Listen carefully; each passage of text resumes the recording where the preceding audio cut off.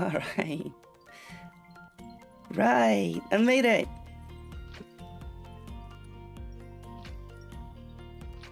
Yo, what is good, gamers? How are we? It's your bear. It's your boy. It's Bjorn.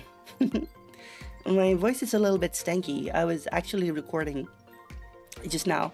I was recording something interesting. Something I think you will quite like. Which I had to put it up for a while because my voice was all difficult and it required some vocalizations. So my voice is a little bit worn now. Hi Bjorn, it's me, Funtime Freddy. Uh-oh.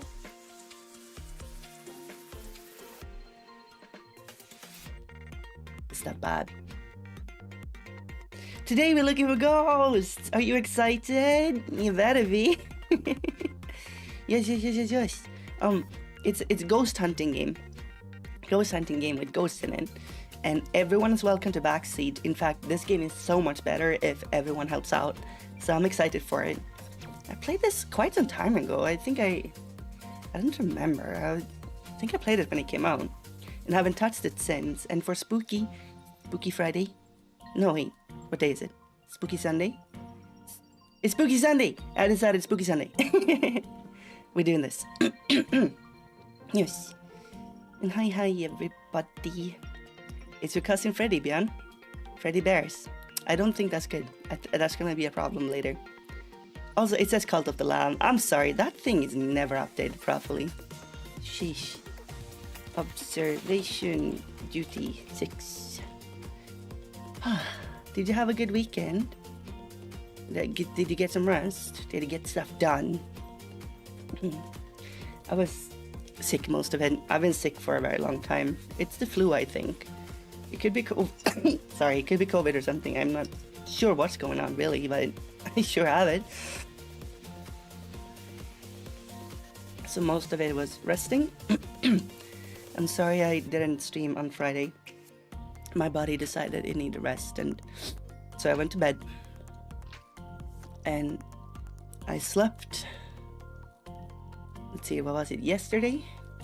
I slept to 4:30 p.m. And I guess my body just needed that. I'm feeling a bit better though. My voice is getting better too. It's not as bad. Productive. You've been working on a cosplay. Interesting. What should I cosplay? I kind of wanna... I'm thinking about cosplaying Uncle Zhongli from Genshin or something. That'd be nice. Thank you, Aniska. Hello, everybody. So, celebrating your nephew's birthday. That sounds very comfy. My voice sounds better than last time. Thank you, Katze. Listen, everybody. Let's do the thing where we greet each other. We do the bear thing. The Konbuki. It's a little ritual of ours. You line up and say Konbuki, and I chunk ya. Bitey. Thanks. So let's do that. Let's do the thing. Let's do the thing where we say it. Everybody, from the count of 3, say Konbuki, and I bite ya, and that's how I know that I can bite you. 3, 2, 1, Konbuki. Hello, chomp, chomp, chomp. Chomp the rain, the pie. Chomp via, chomp animalia. Aniska, Gano, Inka, Gleek, Konbuki. Chomp, chomp. I'm grinding WT Swedish tree so you can get the Swedish meatball launcher. Katze, what does that mean? I don't understand any of those words. Red lion, Konbuki. Chom chom. Hope y'all are doing well. Let's see here. We're actually super close to being monetized on this channel, which is really nice. It's it can be a bit of a pain to actually get it all up and running, but we're really close. We're like 40 hours of watch time or something. So if you want to help me out, I think today is the day. All you gotta do is watch this stream and it will be like it's a big deal. Baiting get in the casual Wonderwear or Scaramouche outfit. Oh, yes, Bratty Boy. We love Bratty Boy. Imalkir, how are we? Yeah, cosplaying is fun. Cosplaying can be done on literally any level. And you know what's cool about it? It helps you make friends. Yeah. You get to have people just attracted to your general vicinity. They just kind of magnetize towards you because you're cosplaying something they like. And it's the best icebreaker. And I made so many friends who like walking after them at like conventions or cosplaying myself. And they're like, oh my God, you're like from JoJo. I love JoJo. And I'm like, I know, I love JoJo too. What up, let's be friends. It's great. It's great. We love cosplay. You're observing you closely. In fact, I am in your face right now. Jump.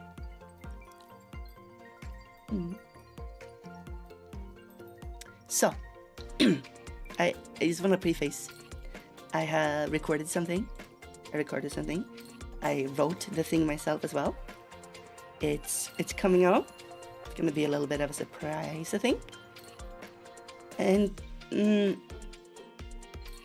turned a little bit spicy. Like I listened back to it and I was like, oh, oh yeah, boy. I see how it is. All right. You know. So please enjoy that, I guess. Chomp Flutterbone. What's good? Did you turn the Riz up? No, it didn't turn the Riz up. It's not the Riz. It's a little bit the Riz. Okay, there's Riz in it, but I'm not gonna. It's a little bitey. It's a little it's a little scary.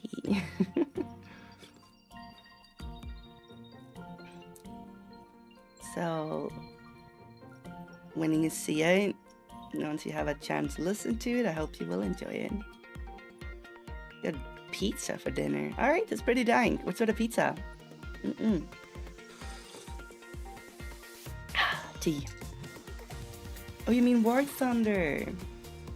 That's a Swedish meatball launcher. Okay. Oh, it's a Swedish cannon. But it's nicknamed the Swedish meatball launcher. I love that. That's fun.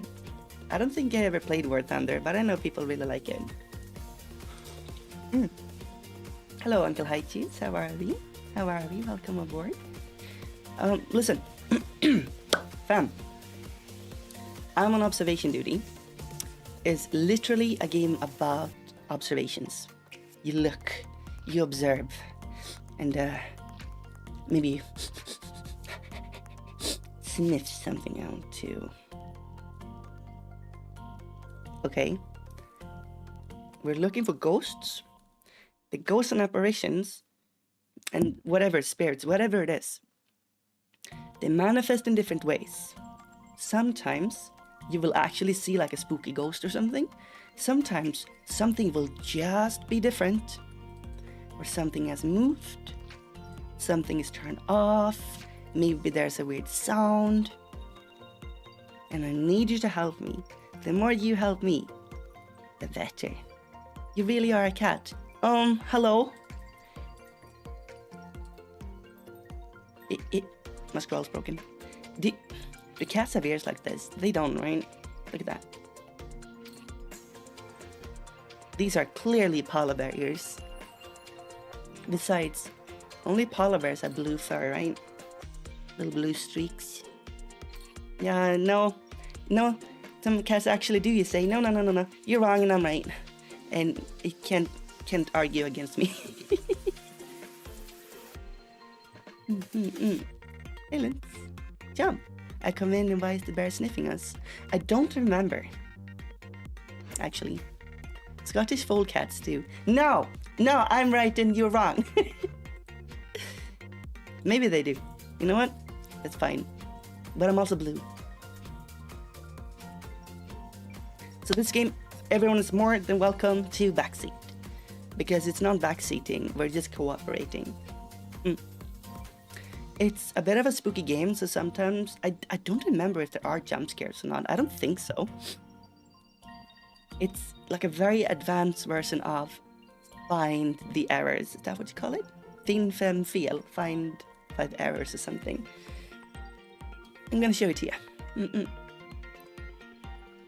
First, let me see if there's something.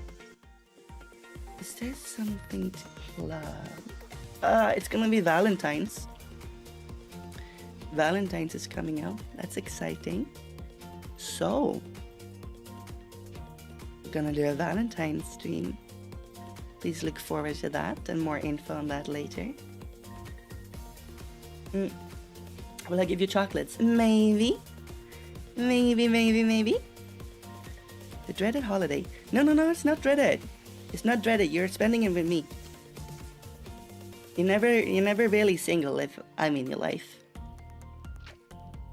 Because I'm a bear.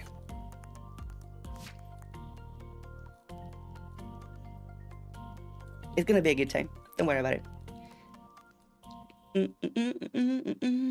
Right. Look at my amazing transition. Yeah. Gamer. Actually, look at this too. Wow. I'm so glowy. Wow, look at me. Wow. Gaming glasses on, controller on. Let's go. A glow in the dark. It's the glow from the screen, from behind me.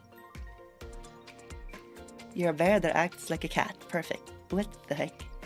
Glow in the dark bear. Yeah. Look at this. Start. Oh, it's a scary lady in the background. So, some details you might not be able to see, and that is simply the way it's gonna be. Don't worry about it. Hey, Nuere. How are we doing? Glowy, what's up, Sass? Jump to you. Oh yeah, you know what? BGM, please go and stay go. Let's see, and observation music. Going. Looks super cool. I know, right? I know. Look in my eyes. Upgrade. Yes. Okay. What are we feeling? I feel like, since train is the first one, I'm assuming that's where you should start. Fun fact IRL, if you see a polar bear in the wild, it's probably been stalking you for hours and you didn't even know it. Yeah, polar bear moment. Okay, train. Normal for Lud players. Iod players? 100D play. What does that say? Balance anomaly difficult and no penalty for false reports. Yeah, sure. Hang on. I'm gonna do a thing real quick.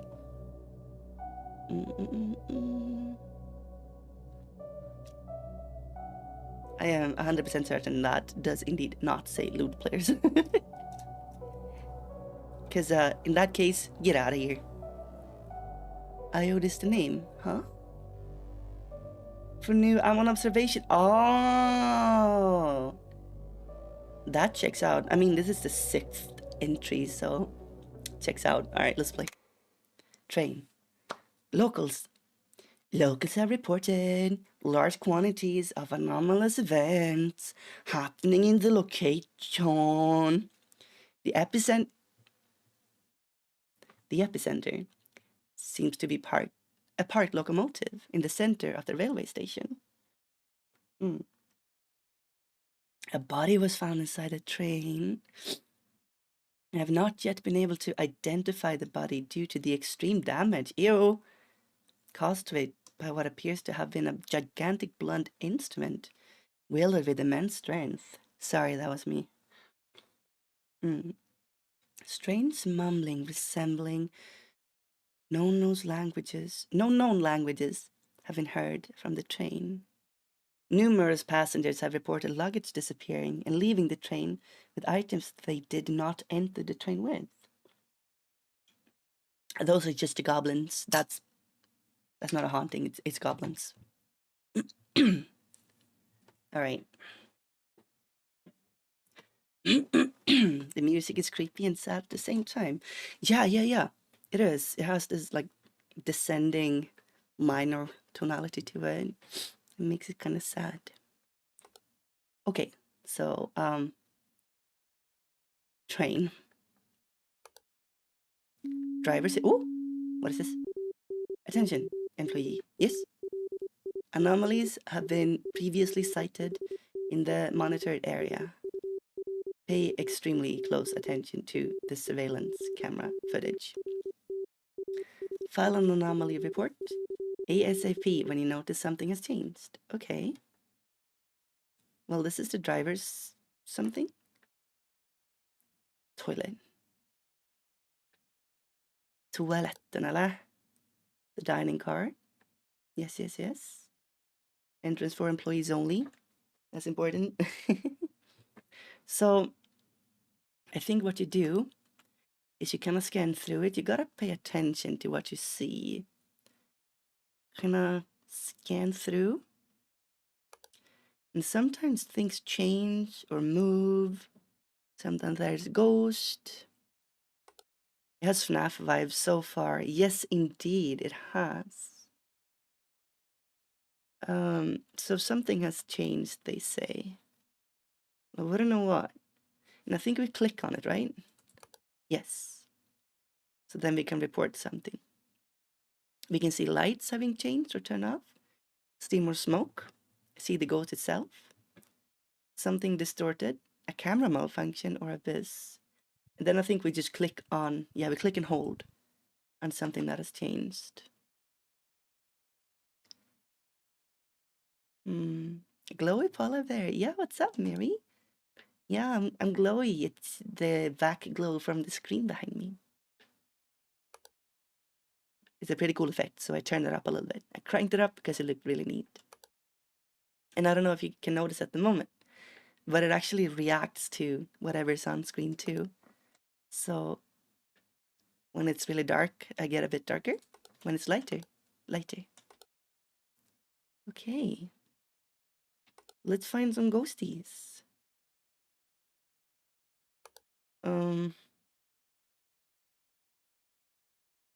Ghost. Are you ghost? It's kind of quiet. It's a bit eerie, isn't it? Teddy bear. Hope, however, the in-game character gets paid a generous amount to do this. Couldn't pay me enough to do this. Oh, I would do this with no pay, for sure. This would be awesome. Okay, apparently there is something going on. Oh. Did I hear something?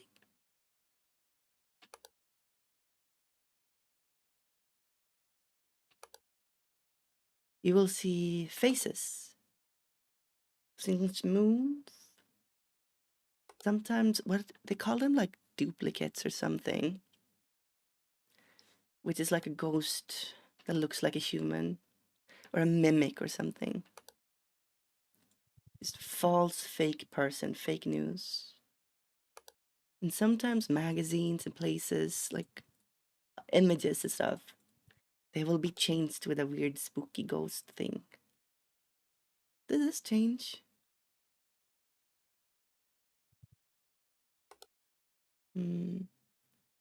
Their face in the magazines? I think so. We can try. Report pending.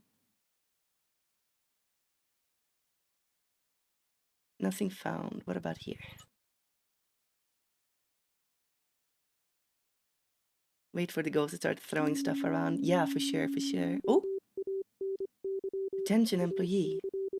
We are receiving readings of multiple active anomalies in your area. Hot single moms in my area? Locate them and report them ASAP. Yes. Oh, I saw that. Report. The cups move. Oh. Anomaly fixed. Okay, that was weird. Something else is going on. Did that move? I don't even know anymore. Let's look for more. Supposedly there's more than one.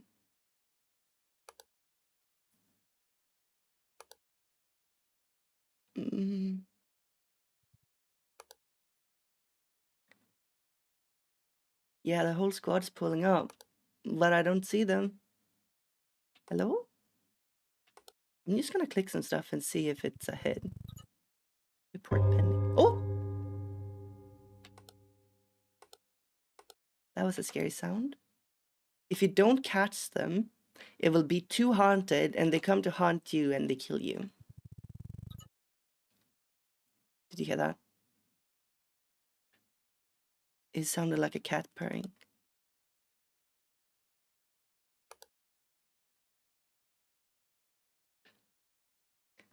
Hot single anomalies. I don't, you shouldn't donate that. Oh, that wasn't open before, yeah?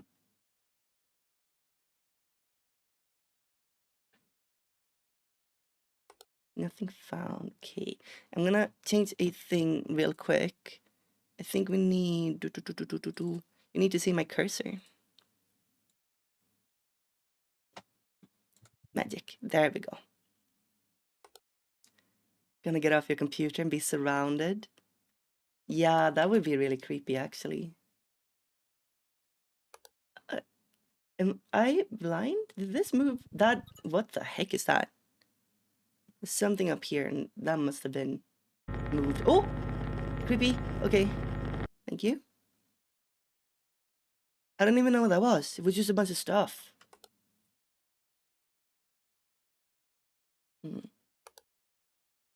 So I've been trying to make FNAF, VR FNAF, a thing on this channel for a while. I cannot remember why it hasn't happened yet. Oh, look, a light. Let's report this. Lights in private car.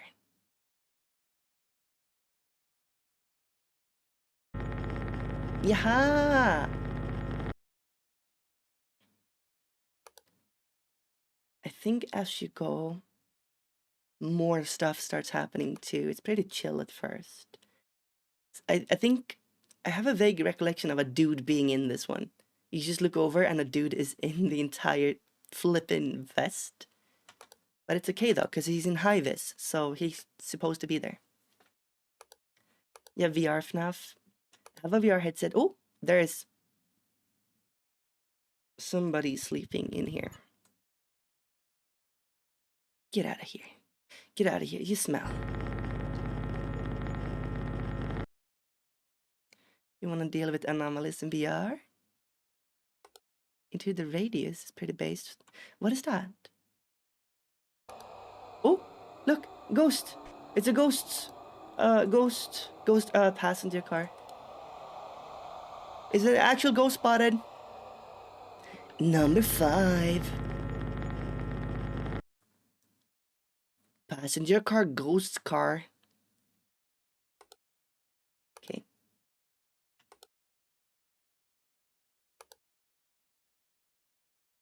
It even made the ghost sounds. That was fun. It's a free roam type of anomaly based game. Okay, cool.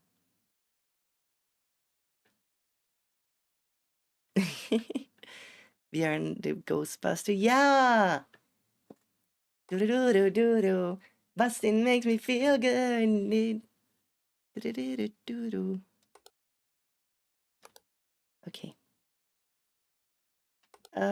Can we find the ghost? The song goes that. Have you never heard that song? Literally, those are the lyrics. Blackmore, how are we doing? Out of concept. Oh! Shush.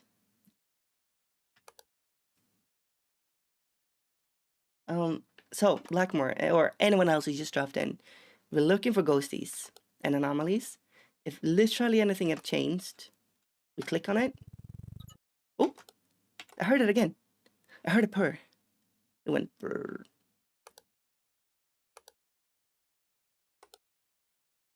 No, I keep hearing ghost stuff in the sleeping car.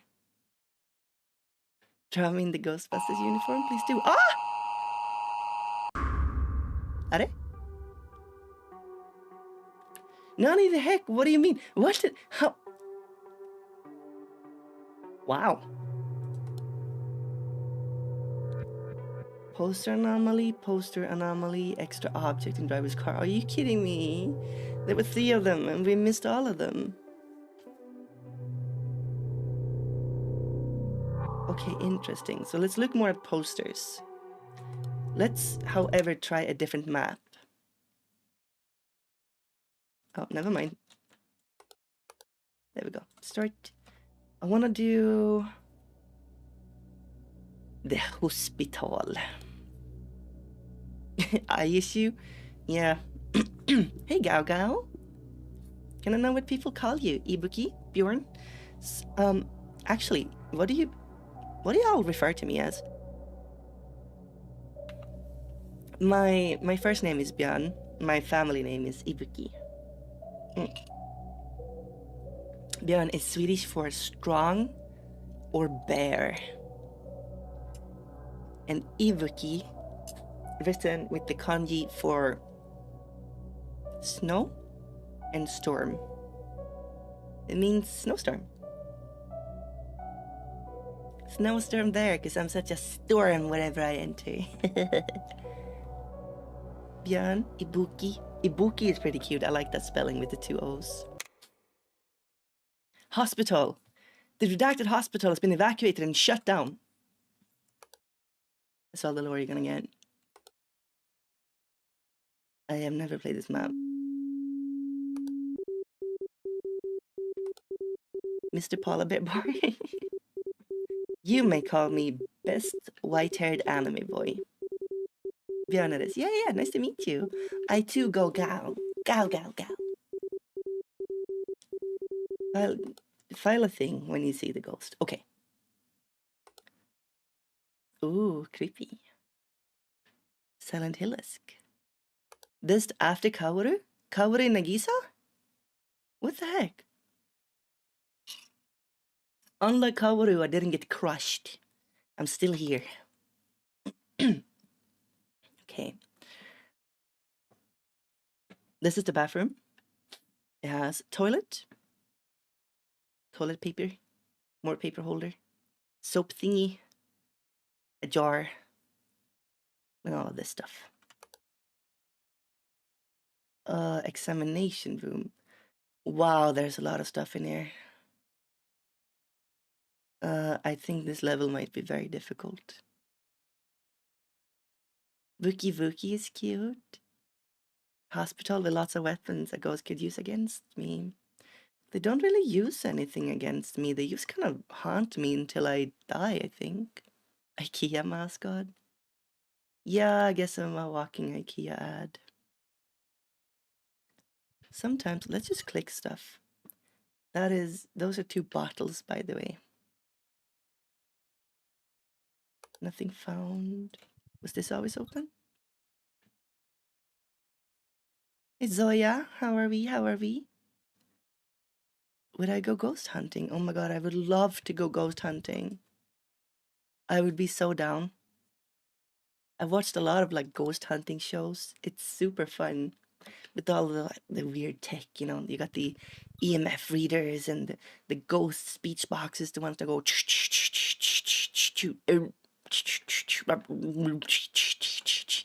and then somebody goes, oh, he totally said my name just now. It's a real ghost. And maybe we can go in there, use like a Ouija board. Get talking to some spirits. I actually know a lot about the occult and ghosts and stuff. I'm an expert. So, if you ever want to get haunted, take me with you. Really? People that shower in a chair? Yes. Oh, yeah. So, this is for many reasons. One is, depending. I mean, you can wash yourself easier if you sit down, right? You can kind of reach everything. It's just easier. And also, not everyone can just comfortably stand up. So, the useful, and it makes a lot of sense to have that in a hospital. Stretching important. So apparently the posters will like keep changing. So I'm gonna click on them randomly. Medical checkup.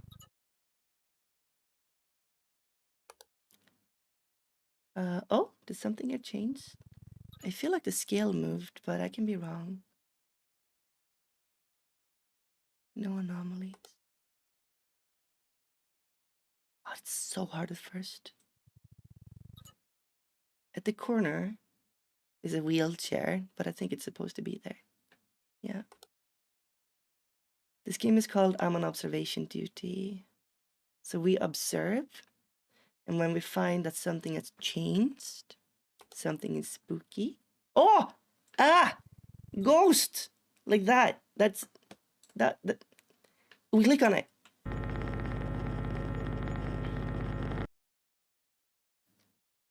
Pretty sure inviting you to ghost hunting is Ibuki plotting to eat you at an abandoned place.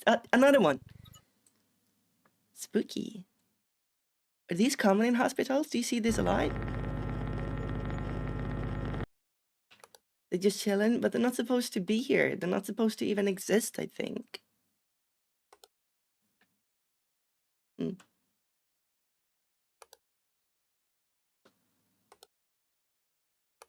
Clock.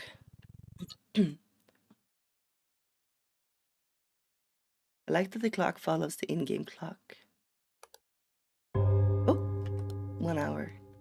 I think you're supposed to survive until 6 a.m. or something. And every hour it escalates. Was the drawer under the bed always open? Under the bed. What bed? Here? Did you see this being opened? Hey, Keone. Chum chum to you.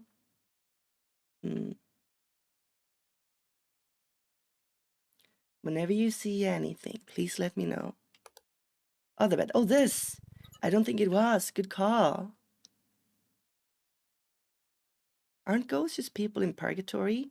Or in limbo? Or life and death? So, okay, it's very complicated. It really depends on what school of thought you subscribe to.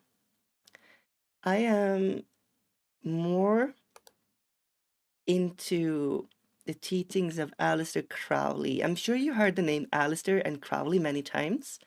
You might not know who it is. He's a very interesting figure. He was, for the longest time, known as the wickedest man in the the wickedest man on earth. He was a bit of a character. He had his idea about magic primarily stemming from the act of creating life. So he was kind of sassy about it, hilariously sassy about it. But yes, magic with a CK. Oh, blood-stained scale. However, have you met some cute ghosts yet? Not yet.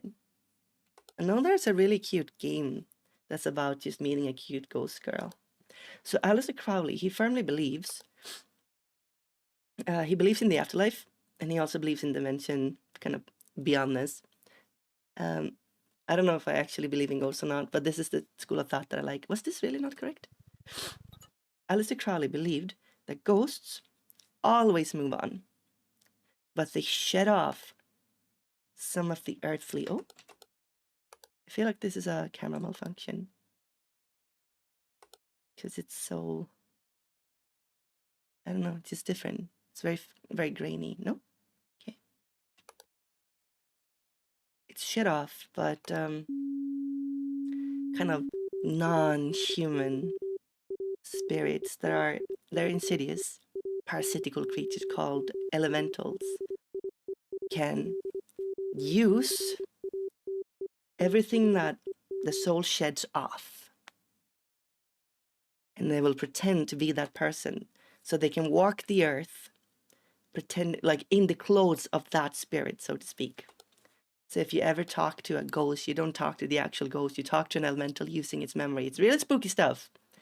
And I like it because it's so creepy. Oh, hello. Reg says, Unicom, what's up? Wait, hang on. Let me come say hi. Look what I can do. I can do this. Let's see here.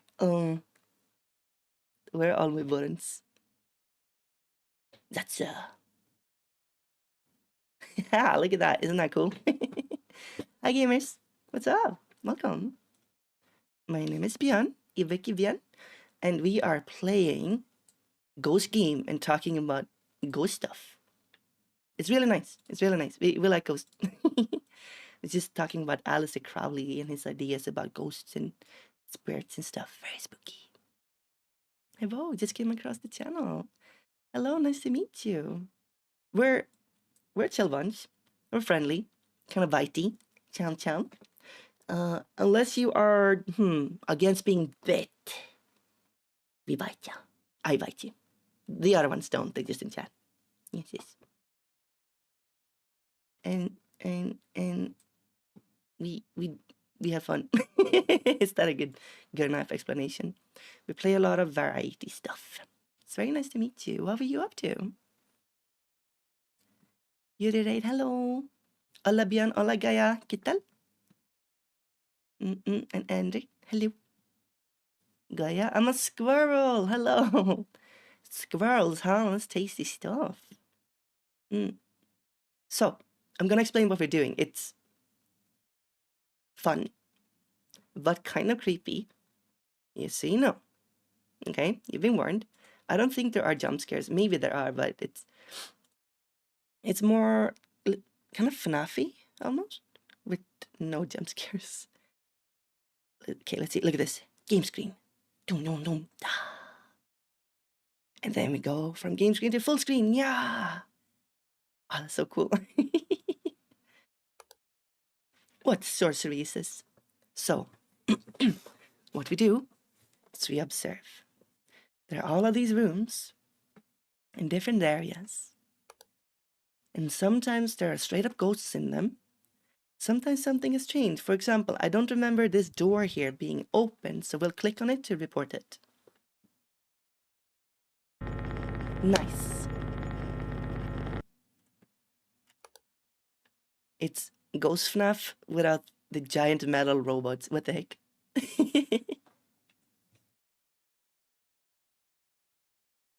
So, that door is usually closed. That's one thing. Sometimes it's very minor. Sometimes it's really creepy. And you have to, what is it? It's 3, I think. If there are 3 anomalies on the map, and the 4th one is supposed to spawn in or something, you die. It's kind of Dora, yeah. You like this game? Awesome. It's surprisingly fun. You get really invested. Sometimes you'll see like ghost faces or missing limbs and stuff. That's kind of creepy. I don't remember when the anomaly kind of spooky game first showed up. I remember it just happened one day. Before that, it was kind of like flash games and stuff. Oh, the anomalies took over. But what was it even? Where's an anti-ghost shotgun? They're already dead. What are you doing with a shotgun? Maybe you can shoot salt at them, actually. Oh, thank you. Thank you for the subscription. I didn't even know that alert was that tiny down there, but it is. Thank you. Welcome. I was thinking about playing it too. You should try it. The fun part is every single one in chat can help out. Let's use... Hey, I have a memory of a map that's kind of easy. I think Summer Cottage. It's not that much stuff going on. It's just a beautiful Swedish cottage. Legit, exactly this place exists. This is real. In fact, I think I've even been here. This is exactly the kind of summer cottage you would find in Sweden and Finland and Norway. Complete with the birch trees.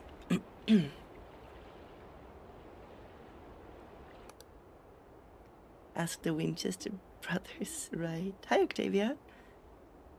I love that cottage. Yeah, it's so pretty. Winchesters would know all about shooting ghosts with guns. Do you know the tragic story of the Winchesters? Of Sarah Winchester especially? It's sad. Sad as heck.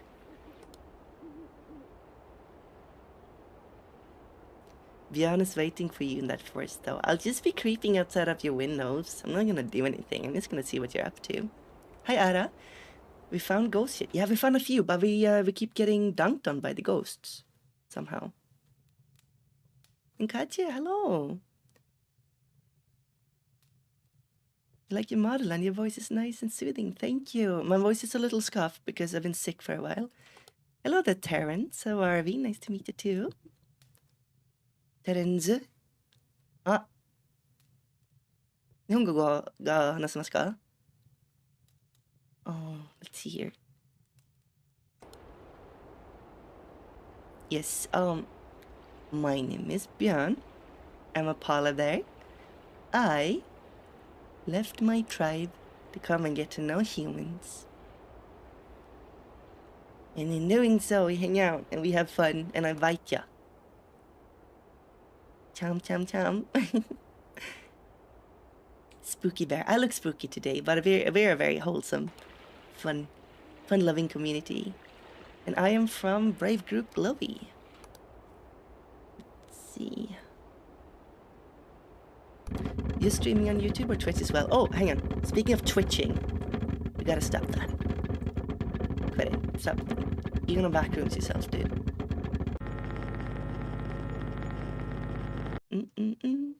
It is only YouTube. All of Globie is only YouTube. Yes. Kelly and those small airs. Oh, thanks. It's very nice to meet you all. I hope you will like it here. So, if you want to help out, this is very much an everyone game. Like, we all help out. Yeah, the fire was always on, but we can try it. If there's anything you just want me to try, then please let me know. Just click something. Sometimes it's the smallest thing, so you just click. Anything's weird, anything's changed. It can take a good 20 seconds on each screen to get familiar. Shovel bucket. Closed door. Little lantern over here. Groovy. Some sharp tools here. Weapons. Okay. Horse, an axe. Is that? Oh! Oh! Whoa! Ghost faces!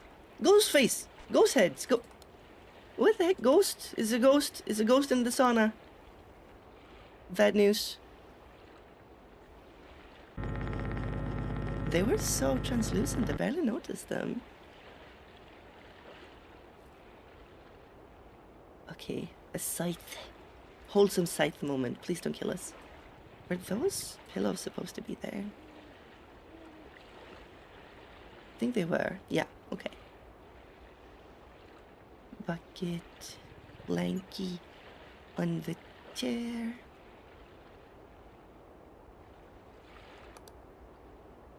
If you're careful, chat, Bjorn will get you all comfy and then chomp ya.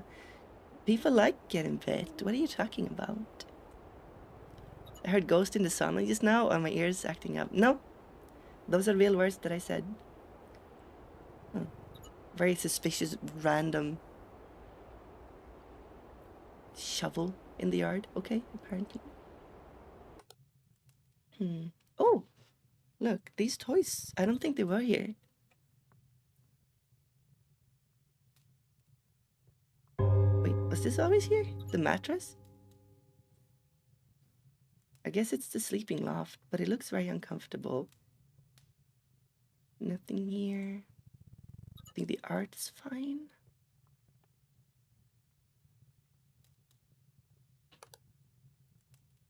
Okay, I think we are Gucci.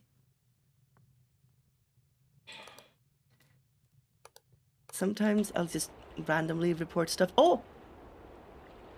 There's a leg in my boot. Get out of here. Get out of here, you don't even fit. Was a shoe there before? Let's try. Shoe. Shoe on you. What type of cereal was that? Honey Nut Cheers. Yum, yum, yum, yum, yum. Oh my god. Oh my god, dude. Oh, that reminds me. Oh. The best thing I ever ate was, I was abroad. There was a Chinese restaurant. They had honey walnut shrimp. It was extremely expensive and so good. If you never had honey walnut shrimp, it barely tastes like shrimp. It just tastes like happiness and joy and oh. Attention, employee. Yes? Receiving readings of multiple active anomalies in your area. Okay. Please locate them and report them ASAP or you die. Uh-huh. Maybe the car's different? You can also move. Maybe chair different? You can move away. Oh! Chairs are up. You can move away, I think, when you report. Yeah. So I found a table in the sleeping area. I think it's supposed to be there, but I'll report it. Multiple, so there's at least one more. Potatoes. The cornerstone of literally all Swedish meals are... Did they move the chairs? They did. 10% says there's ghost in the honey shrimp. Who do you think I am? Hu Tao? Oh? Something here moved? No?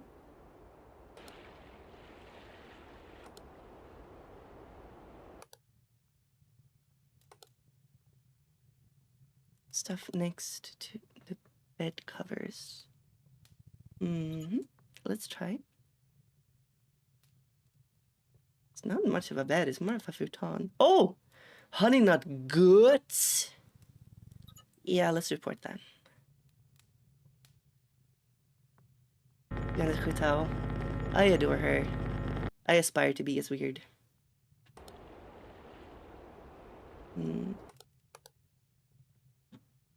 Chair in kitchen and on veranda.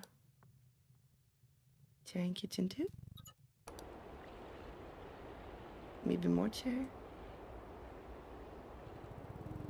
This place just makes me want to have a barbecue with friends. Clip that someone? Oh, please do. If there's literally anything that you find interesting or fun that I say, please, by all means, consider clipping it. It means a lot. It really helps. Like, it helps a lot. Because then I can download it or record it. And I can make it into a short.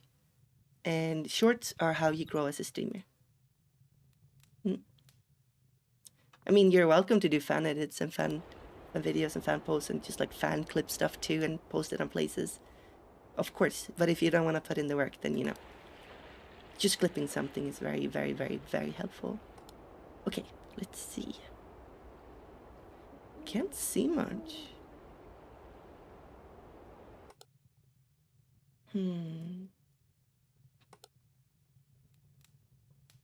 Quite lazy? Yeah, that's fine. You don't have to clip anything. You can just hang out and watch. Oh my god, what are we having? We're having reports of anomalies. Ghost barbecue anomalies. The best kind of ghost. Yeah, and you can also leave timestamps just in the comment or something. Ah! It's a boy! It's a naked boy! Get out of here! Wait, I'm so glad you can't see that. Why is there just a naked bot on my stream? And how is it that perfectly censored by chat? You clipped, thank you, Annie. This map has Jason vibes. A dog, lake, and an axe. You're not wrong, but I hate it. That's up in America. Believe me, American forests do not look like this. Just hanging out.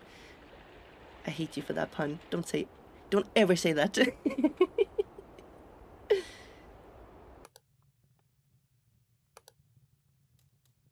Plate.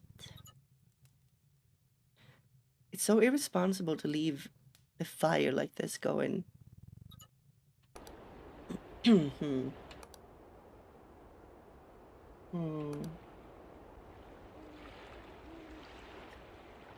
It's gonna be like last time. And there will be 3 of them I just didn't see.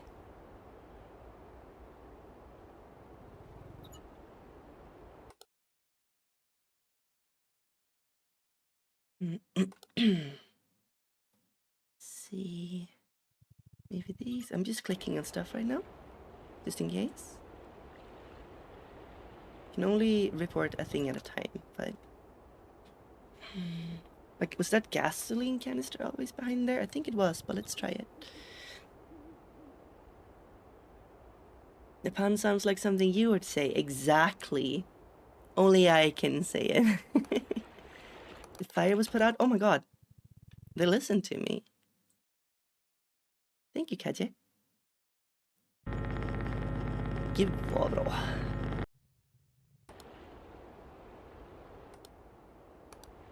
I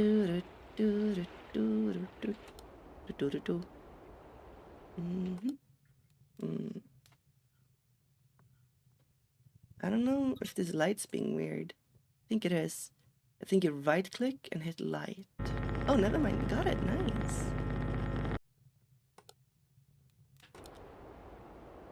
I've survived for 2.5 hours in game time. 6 hours is the total. Oh my god, do you know how I know this is Sweden? Have you noticed it's 2:30 a.m. and the sun is still out? This, it's far northern Sweden. Norrbotten or Lapland. This is pretty close to polar bear country. This is... Oh! There's a creepy thing in this painting. This is around where polar bears live. This is where my tribe is from. Super far up. You see, it doesn't always snow. So for example, during summer, or during winter, the sun goes down really quick, right? During summer, it's called midnight sun or Arctic sun. I can't remember. Midnight sun, I think. Midnattssolen. It means the sun doesn't set. It means the sun is still up at midnight. And if you're not used to it, it will throw you for a loop. Because you're gonna have to sleep like this. Plot twist, Bjorn is in the game, pretends he doesn't know. I like that. It's right about Bjorn being in the forest. Yeah, we usually, with humans and stuff, we usually leave them alone. Oh! It's over? What the heck? I didn't see anything. Let's try that again. We're good at this map now. Pillow on the chair to sauna. Dang it! This is a test. Let's see. Oh. Skip that. We did well, but we can do well-er. American EAS? What is that?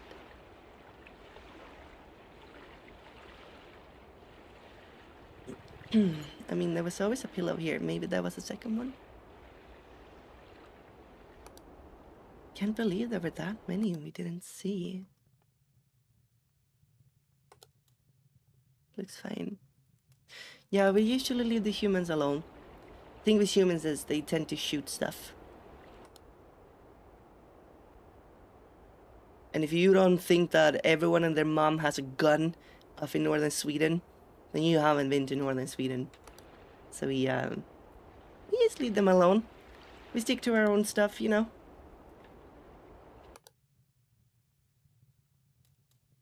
Emergency alert system. Yeah. It's that creepy sound. You're right. Yes. I think that's what it is, yes. So this checks out. This is indeed Sweden. It's midnight sun, Sweden. Heard polar bears are pretty thick hide. Yeah. You try to skin me. It will be difficult.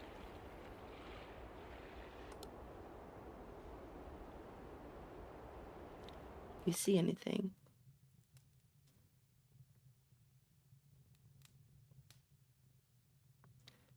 I have to cover up the dude chilling from a tree. Yeah, that was interesting. Oh, exit sign. Look at this.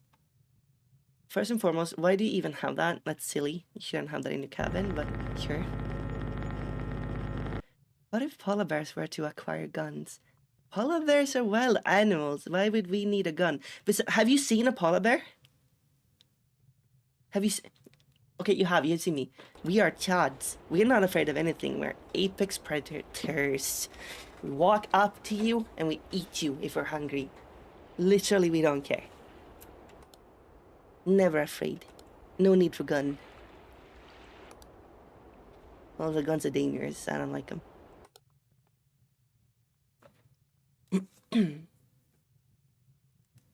Pandas are the best in the world. I'm right here. I'm right here. You're gonna say that pandas are better, huh? Pandas won't even screw to save their species. Pandas are the worst. They don't want to exist. Pandas don't even like pandas. Pandas do everything to not be pandas. If pandas got to decide, there would be no pandas. All they do is self-destruct.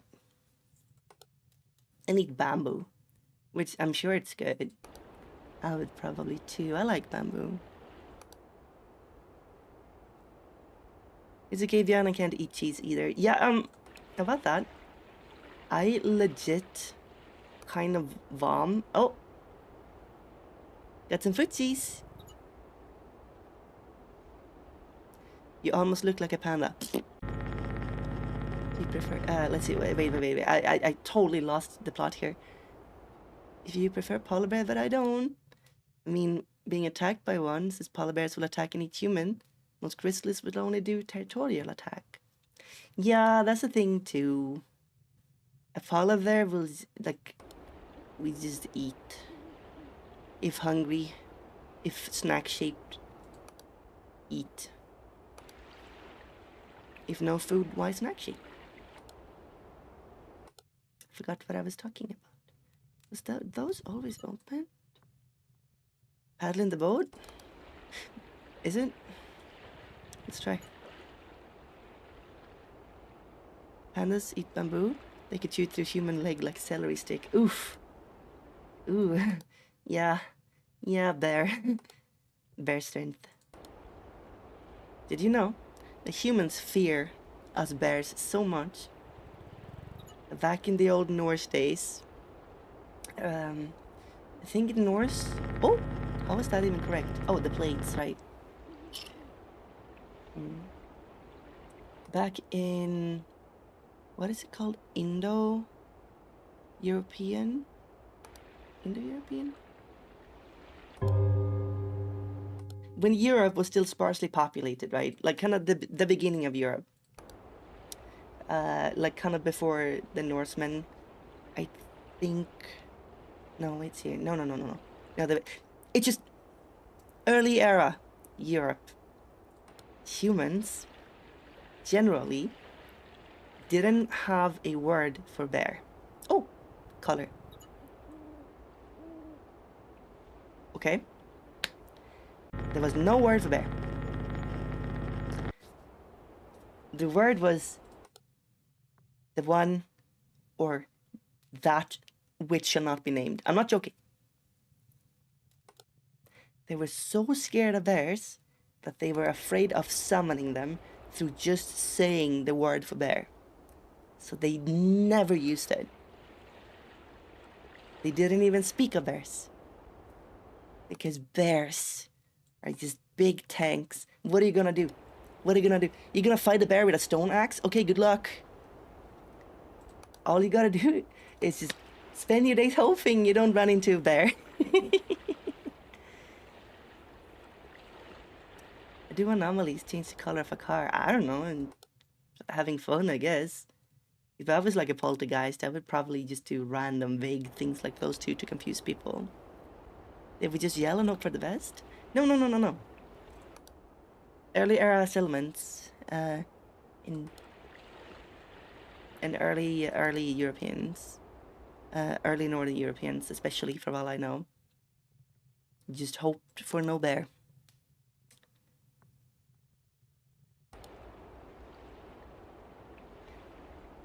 Okay.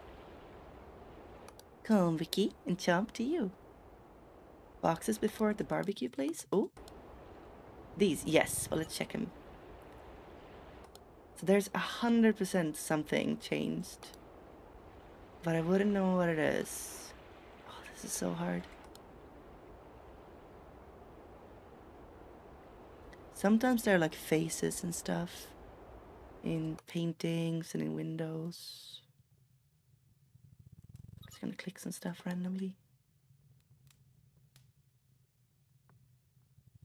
Missing plate, something. Ghost face by the wood of the sauna. Oh! Oh, you're right. I didn't even see them. Thank you. So I think the ghost on the screen will always be the same. So whenever we hear, we just check with the axe. You played Exit 8 and it was hard for me. This is like 10 times harder. This is hard, but Exit 8, amazing game. It was very hard for me too. In fact, if you check out the VOD of that game, I was fighting for my life.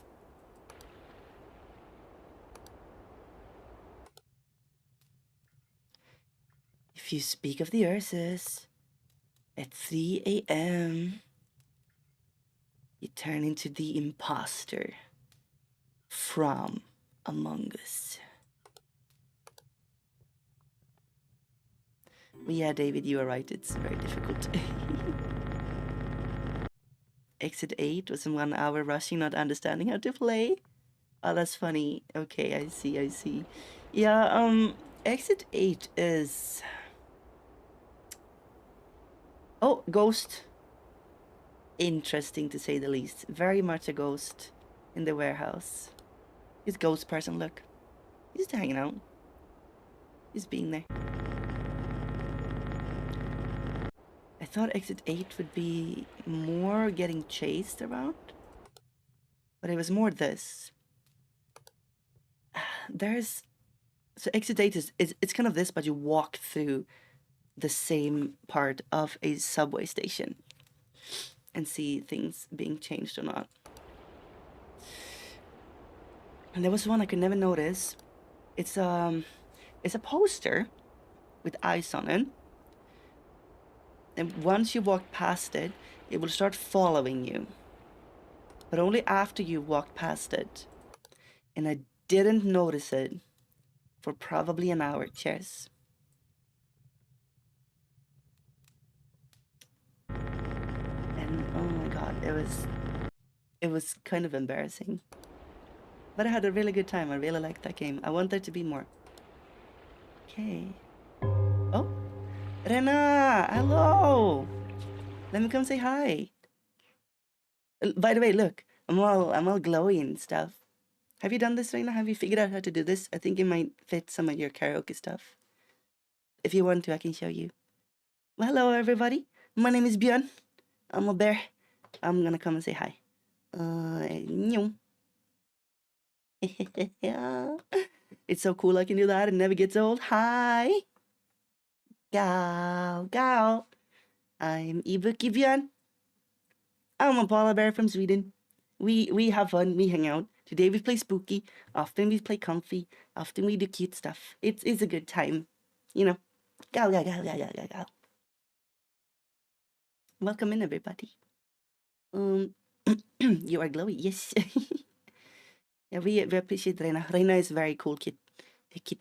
She has a very cool singing voice, and does a lot of singing. And also, you've been playing Stray. I remember that. What else have you been up to lately? That's Maxina. Hello. Mute Battle Station. Bjorn has been threatening to eat us. Just so you guys know. No, not to eat. Just to chomp. It's different. Who doesn't want to get chomped by a glow-in-the-dark bear? It's not glow-in-the-dark, silly. Hang on. Do. So many buttons. I have to go here. It's glow from the screen behind me, but I overdid it because it looked nice. And otherwise the effect is pointless if you can't see it on your phone. Get them for me? Oh, nice. Really, karaoke? Is that today? No, it's not today, right? Okay, have fun. Thank you so much, Serena. Scared them for me. Okay. Gow! Did that do it? Radioactive Bjorn. Yeah, true. This game, I need your help. Everyone's welcome to backseat here. See, you get to a place. This is a Swedish cabin up in the far northern part of Sweden, so we have midnight sun. Here you see, look around to see if you see any ghosts. Anything is glitchy or weird. There might be smoke, steam, distortion, abyss. The lights are weird. Or random little items. Most often it is that have changed or moved or disappeared in general. And sometimes there are just like weird, spooky, they're not like dead or anything. They just kind of look like an imitation of a person hanging around. Spooky glowy eyes. I know, aren't they nice? What if the water changed into red color? That would be very metal. But it would have to do that on almost the entire lake then. Oh, footprints! Do you see that? Footprints! So if you see anything weird or anything changed, let me know. Can't really beat this game on my own, so I need help. We are cooperating. Sometimes paintings will have faces on them, or some weird spooky things on them. The cereal, it will change from Honey Nut Cheers to Honey Nut, what was it? Bones or something like that.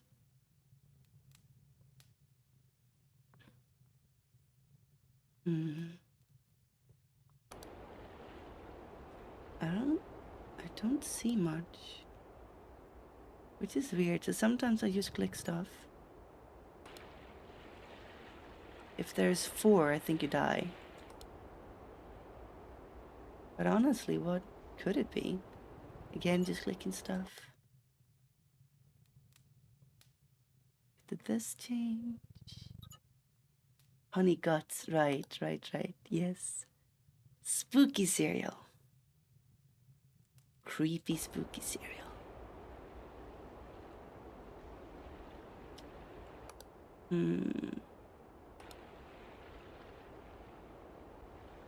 We've been talking about ghosts too, and how I would like to go ghost hunting myself.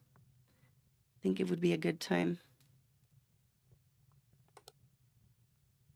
Get some friends together, but I'm kind of a skeptic myself, so I don't know if I would be a buzzkill Or if I would be the Ryan to my friend Shane.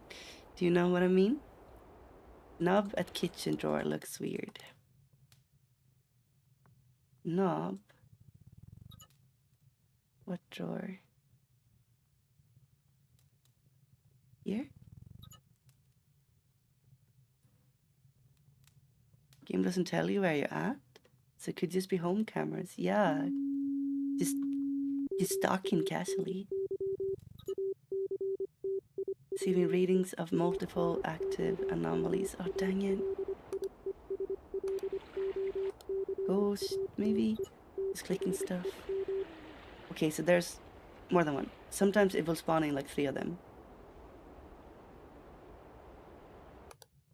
I don't see anything. Really? Nothing? Again, just clicking. Huh? Where are the ghosts? Top ones are cupboards? Are they there? Oh, what? They've taken over! The actual heck were they? I'm doing a new map, screw it.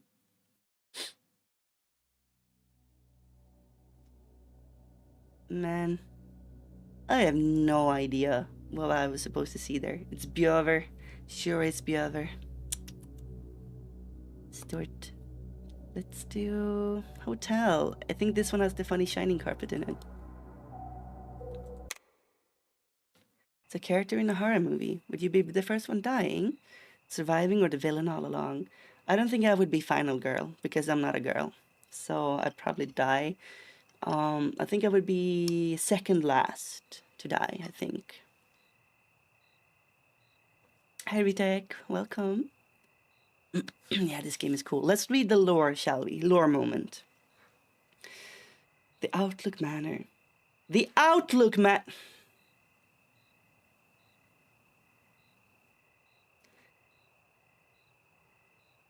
Of course it's called the Outlook Manor.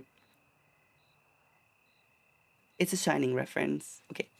The Outlook Manor has been evacuated and the hotel guests have been transferred to temporary lodgings after the staff made discoveries that points towards an impending anomalous event. The Outlook Manor has been evacuated after sightings of John Wick on the premises. One of the cleaning staff reported that during their shift, some of the decorations have reorganized themselves while she had glanced away.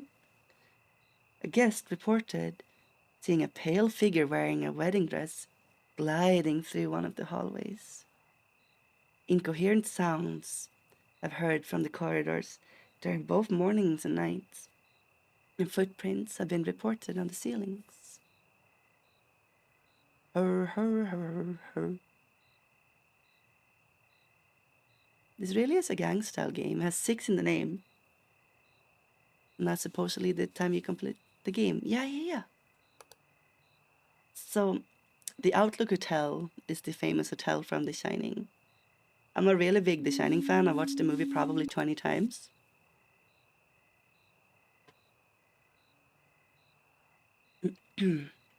I like Dr. Sleep as well.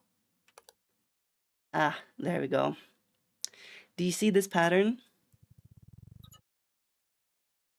If you're a video game creator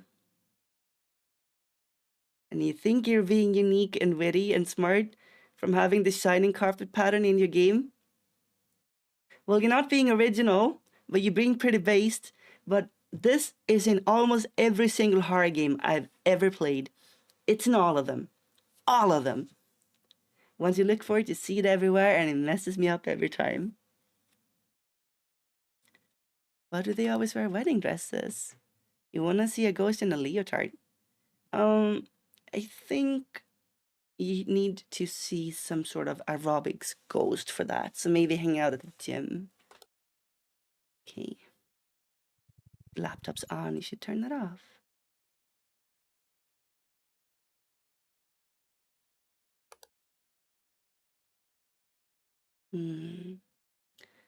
Old-timey bar. So if you ever watched The Shining, which I really think you should. You can see if you recognize a bunch of references and patterns and ghosts and other things that have been referenced in media. It's like every creator's favorite movie, I feel.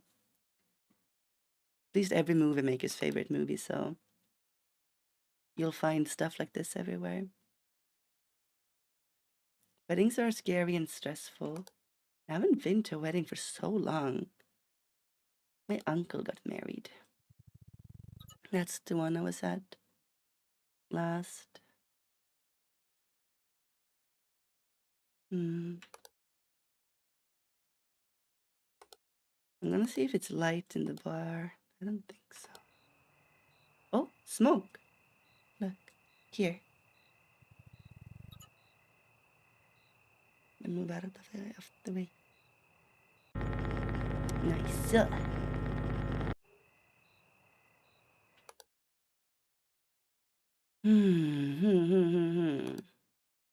Let's see. Now the statue can change. It's a little hard for you to see. You never watched The Shining. It's a good movie. It's really creepy.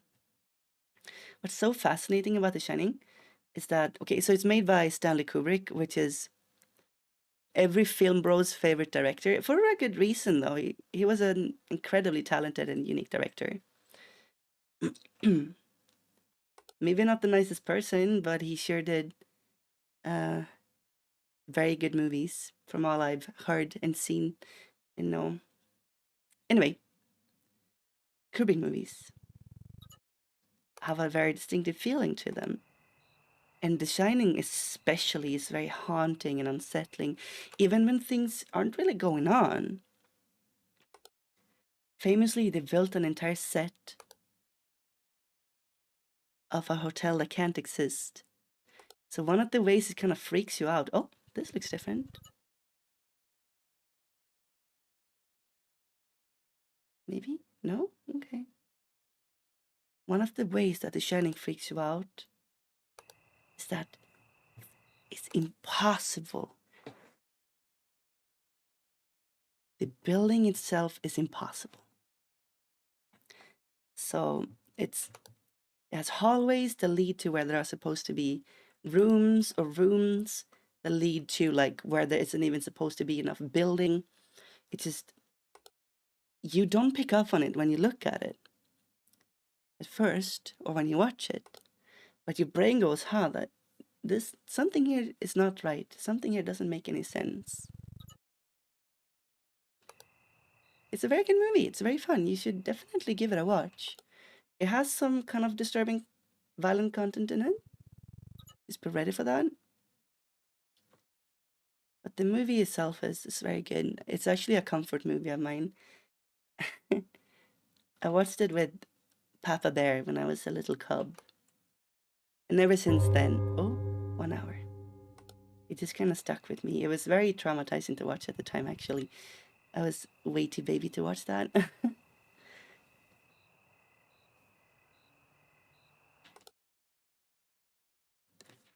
NASA hired Stanley Kubrick to fake the moon landing, but he was such a perfectionist he filmed it on the moon. I like that. That's funny. Yeah, famously a perfectionist. This moved, right? The monitor or TV moved? No? What the heck? Let me just click on stuff. Now there's even more? This kind of looks like one of the earlier Ghostbusters movies. Oh yeah. It kind of does. You're right. Okay, now there's more of them. This changed. This totally changed. Painting different. Signs for the rooms look changed. Oh, really? Let's try. Oh, void, I think. Wait. Oh my god. Abyss, I think. Elevator access. Elevator area. Elevator. Is that a void? What is that? It's just black. Okay, nice. We found the abyss and we got rid of the abyss. Based. There should be something else too. It's good to look in windows and see if we see something in them. 2C1. I think I checked it, but let's check it more.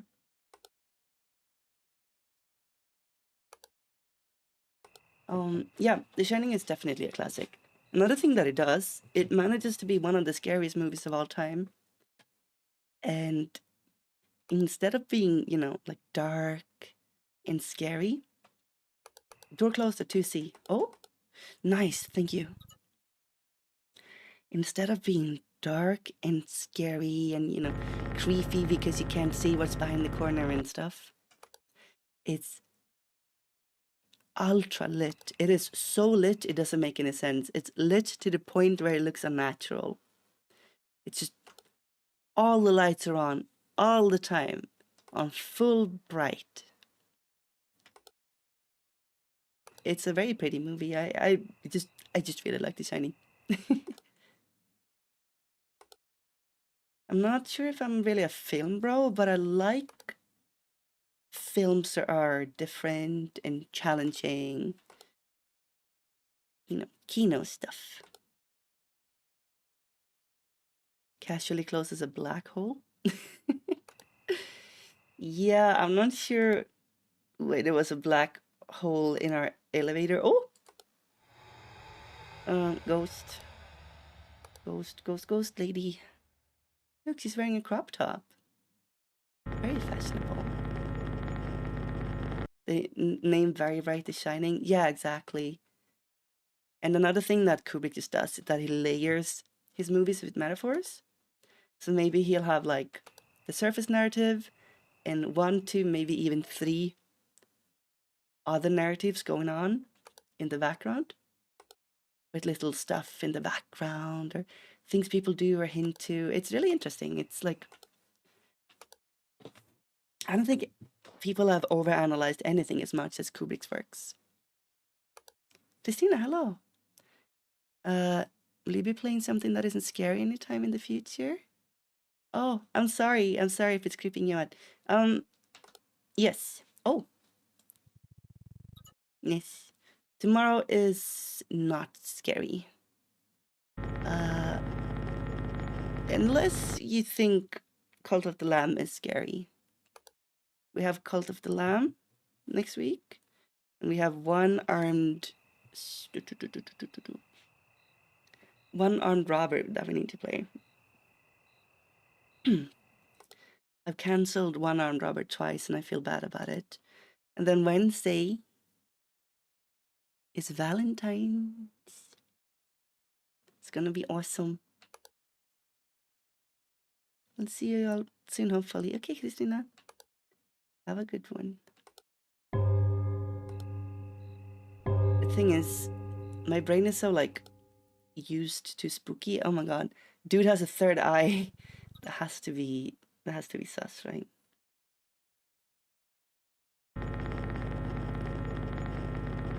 Pictures in the bedroom swapped. Oh, they again? Really? These ones? Huh?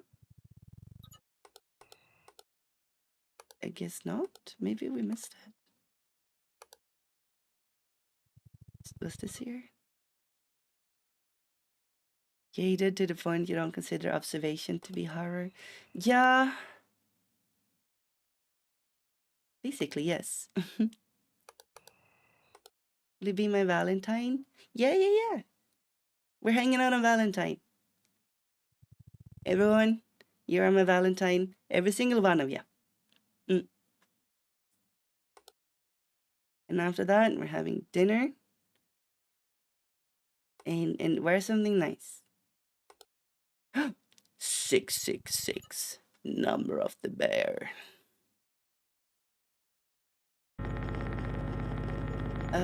So it's Monday. Valentine's Monday. Okay, we're getting places. That changed. Sometimes I will just click, just to be sure. Because there's no real punish for being wrong. Oh! It's that skibidi in the thing.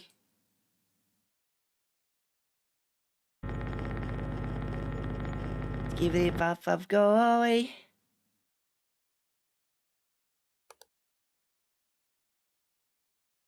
I have a boyfriend, but I can go out with you too. Yeah, heck yeah, let's go. Hey Vinta, what's gaming? Welcome aboard. We are being spooky.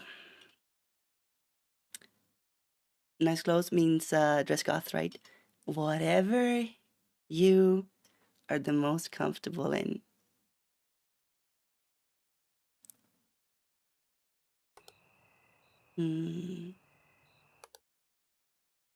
Actually, no. Don't bring a boyfriend. You can break up with your boyfriend because you're not spending time with him. You're spending time with me here right now. So I am your boyfriend. You spend time with me.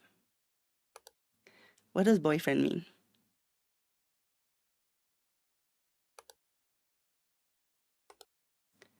So if something is different or weird or something is ghost or glitchy, we report, laptop.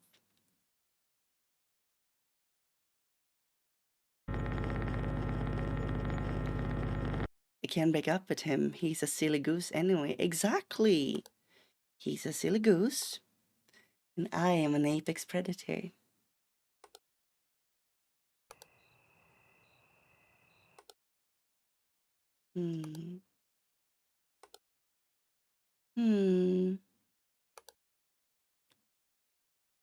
Valentine's soon?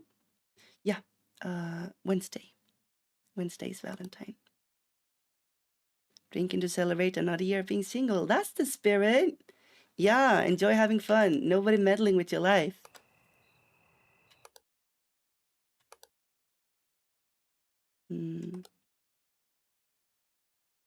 Where are ghosts?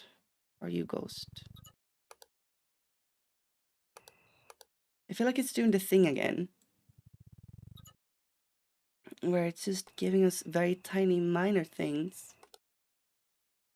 That's like impossible to see. Did these swap again?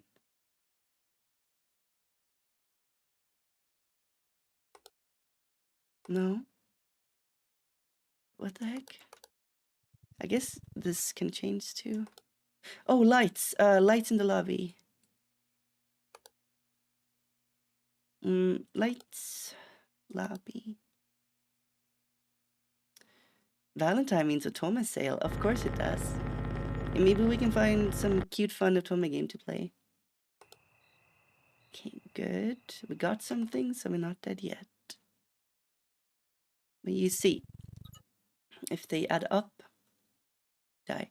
Are those cola bottles? Are they supposed to be there? No, they weren't. Look at me. I'm so smart. I pay attention.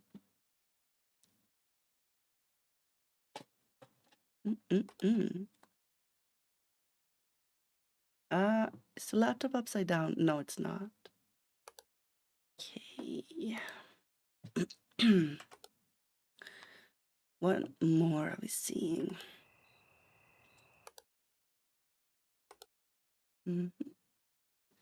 Sleep tight, Annie. Thank you for joining us.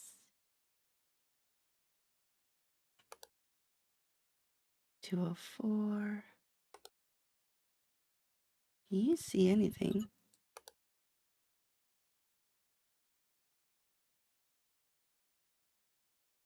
Is there a JoJo Otome game? Really?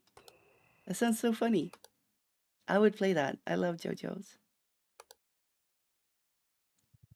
Literally, JoJo's is one of the most fun animes on the planet. If you never watched it, I don't blame you because JoJo fans can be very grating and they won't shut up about it. So I think it has the opposite effect, you know? but it's a show that doesn't take itself seriously at all, but it pretends like it does. So it has so much fun with all its characters and all its premises. Oh, it's a fat TV. It's a chunky boy.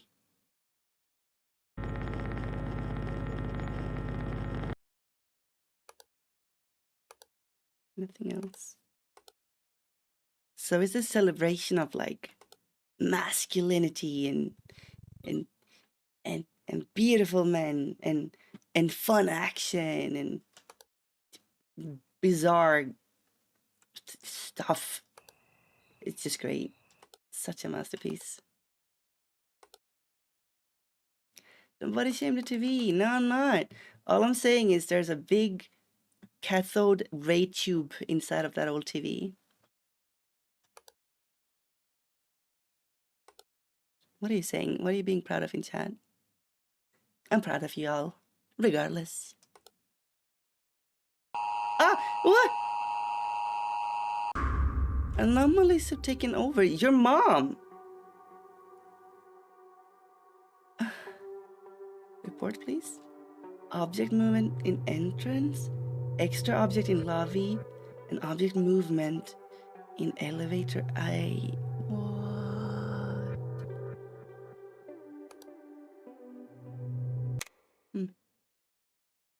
Guess we'll try a new one. This is way more difficult than Exit 8. Hey, kangaroo. Are you resting lots? I don't know about resting. I mean, I am. Right now, I'm live. I have been resting, don't worry about it. But I'm sleeping weird. Very weird.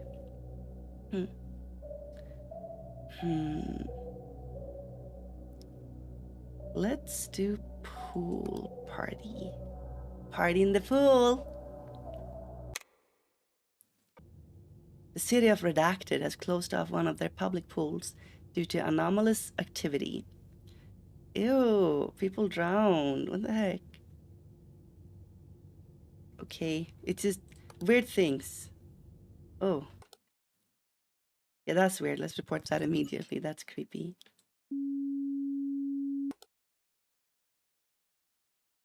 I'll swim, or vote to swim, switch, or... The heck, what?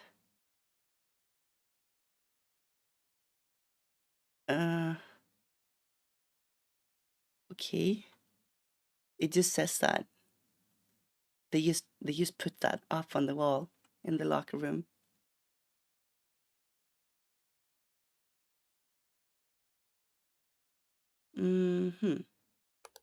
Yeah, we're gonna do train 2. Don't worry about it. Okay. Serving. I think the extra object one is the hardest one. Swim, safety, sway, safe. What? What? Huh? What kind of AI text is this? Why is it like this? Surfer G? All the poses look so creepy. They're really off. I don't know why the text is like that.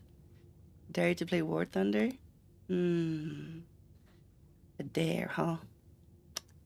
Plenty of tanks suitable for polar bear. What is that supposed to mean? Oh, we're under the water.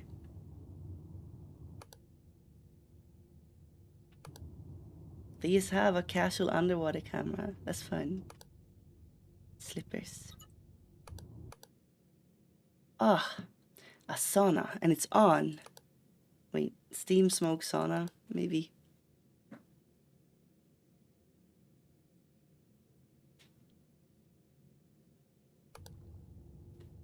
Was the gate always open? Let's try.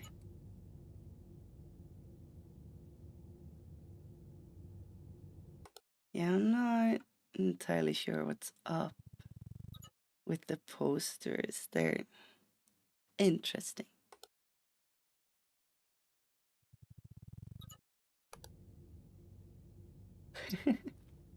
Language anomaly, yeah. Oh, door. Was this always open? Why is there a camera under the water? In case something funny happens. Yeah, I don't know. There shouldn't be one. It's a bit weird. It's a bit voyeuristic. Was there always a can of soda here? Yeah. Towel here. Extra object.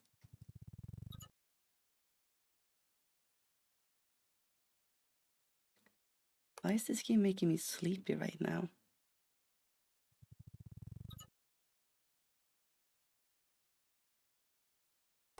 YouTube gives 0 notification for stream. Refuses to tell me you're alive. Yeah, that seems like YouTube, alright. YouTube does me no favors. But hi, Retro. How are ya? Have I played Don't Scream yet? No, it's actually on my to-play list. Okay, now there's several ones of them. Is there anything extra in here? Oh, what? There's a blue ball here. I don't see it. Okay, we're gonna die. One slipper too many? Did you see it? If there's a Discord, that's a fan Discord, yes. It's not affiliated with me or Brave Group or Globie. But, oh, an extra soda. But there's a Discord, yes.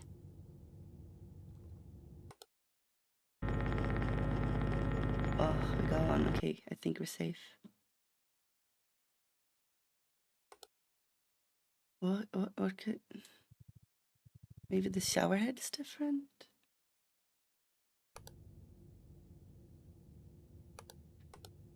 Was there always a manhole here?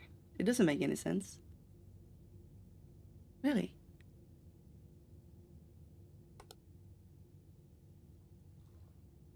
Let's see.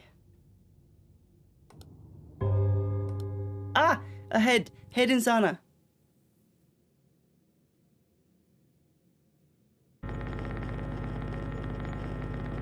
You're misunderstanding the point severely. A sauna is no clothes. You keep the body. Backlighting looks really good. Thank you, I know, right? It's so cool, it's so neat. The new feature.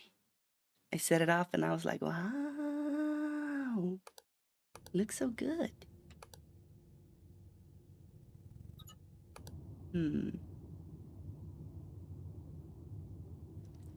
Ball. What is it? What is it? Whoa! The sauna is taking over. Chill with the steam and smoke in the sauna, my dude.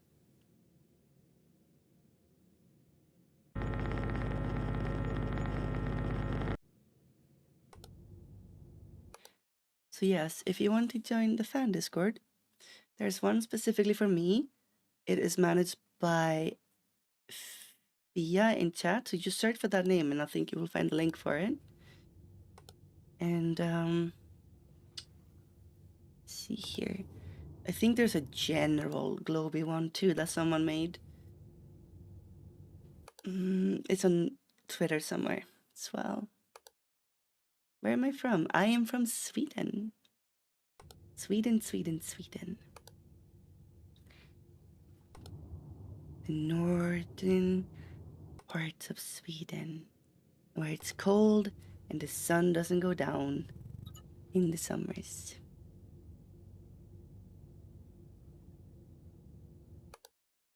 Oh, extra objects, I think.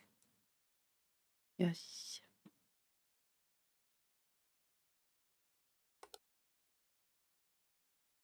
Well, Katze, I appreciate the invite, but company policy prohibits me playing with you.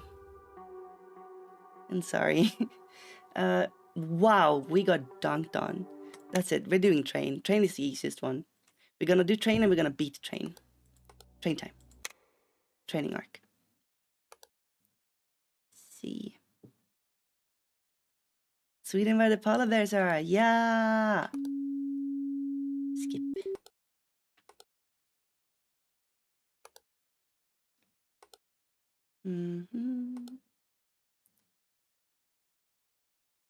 Do they have iced coffee in Sweden? Of course. Swedes love coffee in every shape or form. I think Sweden is the most coffee consuming per capita. Yeah, I think so. Coffee is actually a really big part of our culture. It sounds weird, but the way it works is we have something called fika. It is the practice of a small social meal. So whenever we hang out with people, we treat them to fika, which is usually coffee or tea, could be some squash, usually some hot drink or tasty drink, at least offer, you know. And then a small meal, it can be something sweet. It can be like a pastry or cookies. It could be a sandwich. It could be a bowl of muesli. It's just something, but a smaller meal. Because to us, it is important to treat our guests to something.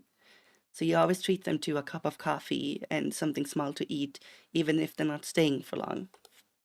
No, you give them something. It's very, very important. It reminds me of, I grew up with a friendo who is Kurdish, and his family went really hard on treating their guests too. Like, to them, it was very, very, very, very important. And if you're a Kurd, please help me confirm this. Super important to always treat your guests to food. And even if they say no, you insist. Should visit Sweden or Norway? Yeah. Beautiful places. There's a lot to see. So make sure you have a nice travel itinerary. Sweden is really, it's like really big.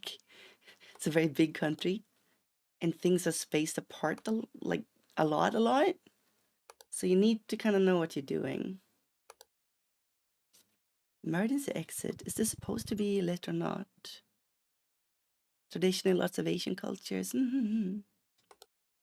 Yeah, so it's just important. My mind went to butternut squash before juice concentrate. Yeah, I know. It's like berry juice concentrate. You make it, you should try making it, by the way. If you find any kind of berries, you can also use elderflower. Oh, yo, driver's car. We got a steam leak. What you do is you put it on a slow boil and you add tons and tons and tons of sugar. And you get this nice concentrate. And a lot of it. Get this nice concentrate from it. Pretty much any berry. You can combine berries too if you like. Usually they're one kind of berry. Raspberry, strawberry, blackberry, or like kind of random stuff that you would find here. And you drink it. I think it's probably more popular than soda here, at least with kids. Live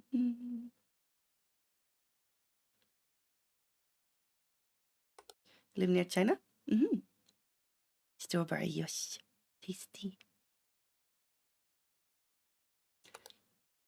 Does that mean you speak Chinese? In that case, I am really, really, really interested in learning Mandarin, actually. If you want to help me with something, feel free to. It's up night. We are finding the ghost with this one. Actually, we're not. I'm kind of really lost. Oh, is that an extra? Was this always here? It wasn't, right? It's like beer mug. Nice, we caught an extra object. Those are the hardest ones. Apparently there will be extra objects in here too, in the toilet. Train is peaceful. It's pretty peaceful, yes. There's a cup here. I'm not sure if it's usually here, so I'll click on it. Indian, gotcha.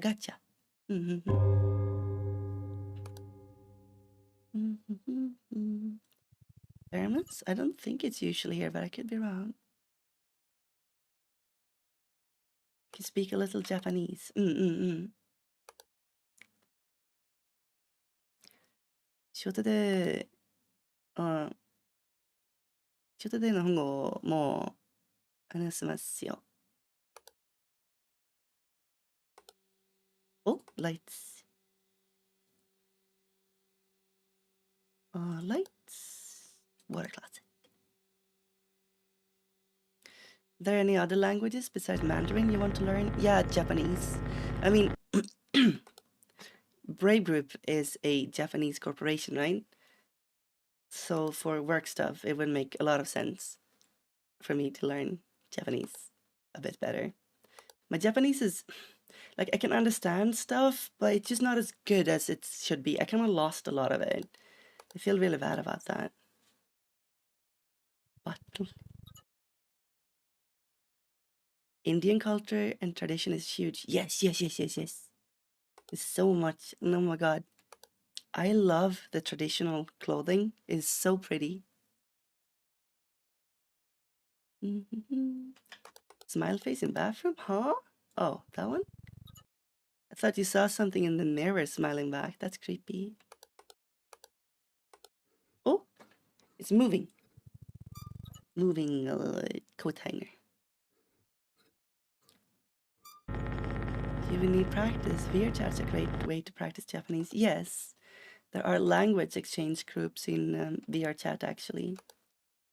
I've been to a couple of them, but I didn't really know what I was doing, I felt. I gotta work on that. Let's see.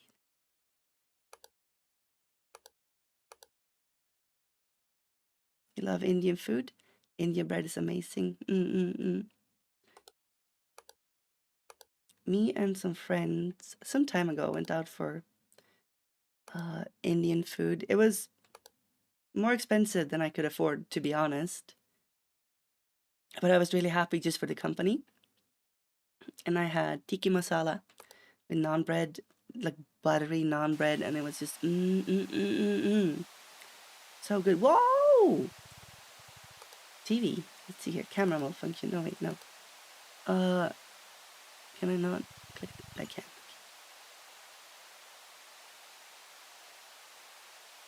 Naan with chana masala is a favorite. I don't think I've had that. Spoke a little Japanese when some business people flew over. They were blown away by the 3 sentences I could speak. That's so sweet. Let's see. But I also feel like Japanese people are so sweet when you're doing your best to learn the language, right? So they're always going to be like, Nihongo josu, like your Japanese is so good, and you just go, no, it's not. And the thing is, in Japanese culture, the way you say thank you is by saying no. You say yeah. That just means thanks, because you're not supposed to actually say thank you for stuff like that when they flatter you. So you can't even say no, it's not, because they just interpreted it as you saying thank you. Nihongo josu. Is this always here? No, it wasn't. Nice.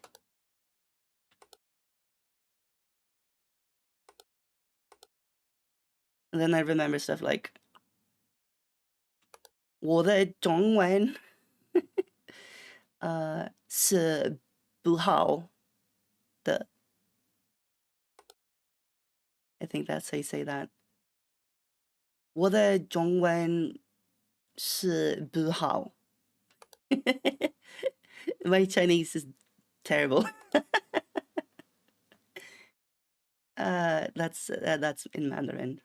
We have a light malfunction here. John Wayne? Huh? Wait, what are you talking about? Who's John Wayne? Were those shoes always there? I think the thing that I'm usually getting Beat on. Whoa! I am so sorry to be broadcasting you in such a vulnerable state, sir. I did not intend to live stream on the internet you being naked on the toilet. Also, are you a freak or something? Who takes off all their clothes to poop? Get out of here. Oh, no! I judge.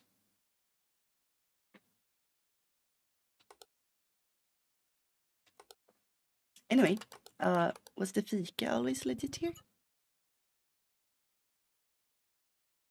These German trains look like this. This is a luxury train. This is an expensive train.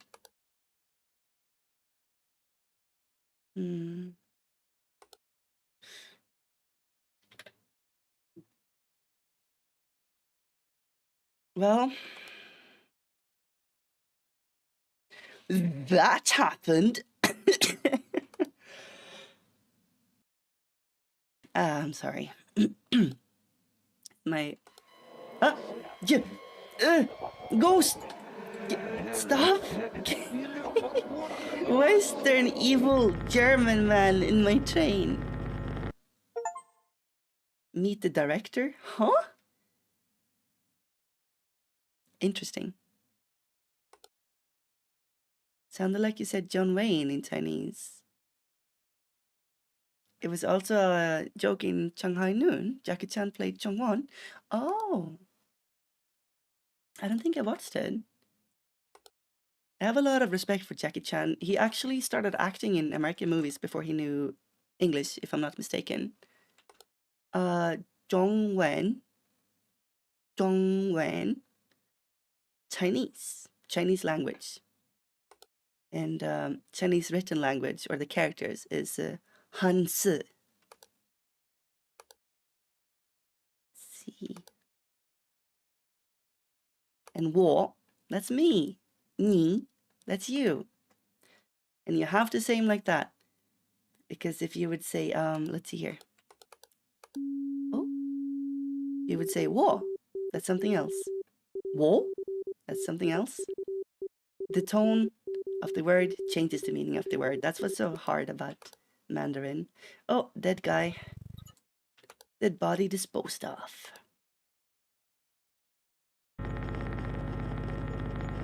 Tell there's a sports game today. Everyone's dressed up in their outfits. I love that. Discord ping. Did you hear a Discord ping? Mr. Worldwide Bjorn. I have friends who are Chinese. And I just I want to learn. You know, it's cool. I also think languages in general are really fun. If I could, I would definitely do some language learning streams. Discord alerts? Huh? I didn't hear anything. What are you talking about?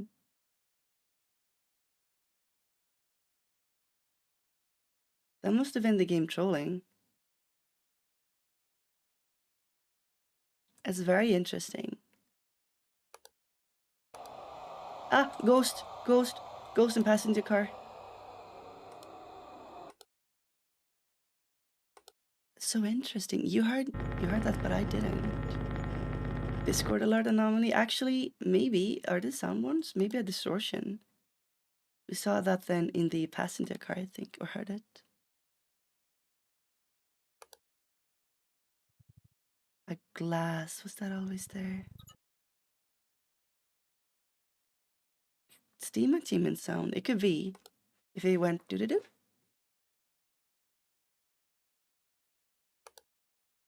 YouTuber only showing you your own messages, not anyone else's. Weird.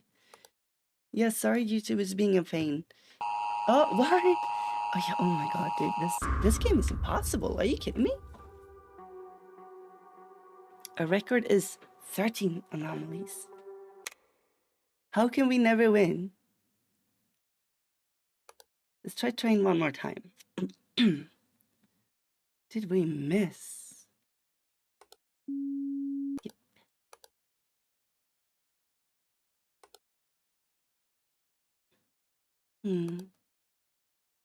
Discord ghost scary. Is it? I mean, I guess. It's kind of messed up. They made movies like that, right? I think there's a kind of an old movie that's about ghost in Skype or Facebook or something like that. That ever be doing Cult of the Lamb? Fix it on your stream. Can't get out. This is my home. Oh, I see. All right. I learned how difficult speaking Chinese is when I visited China. It was difficult just to say mushroom when I went shopping. Yeah, because you have to really pronounce it properly. Because if you pronounce something wrong, then the word is a different word. I think the first example of that you really learn is ma, ma, ma, ma, and ma, I think. They're all different words. One means horse, one means mom, one means, it's kind of like a question mark. And the other two, I don't remember.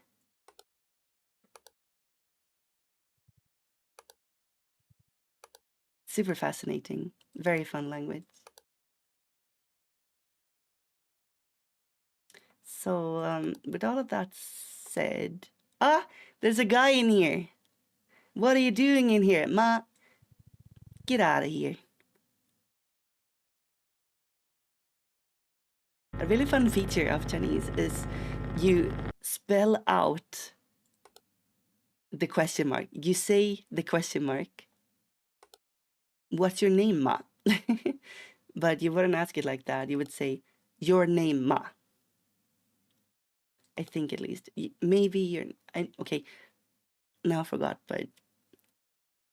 Or like, are you good? 好的吗?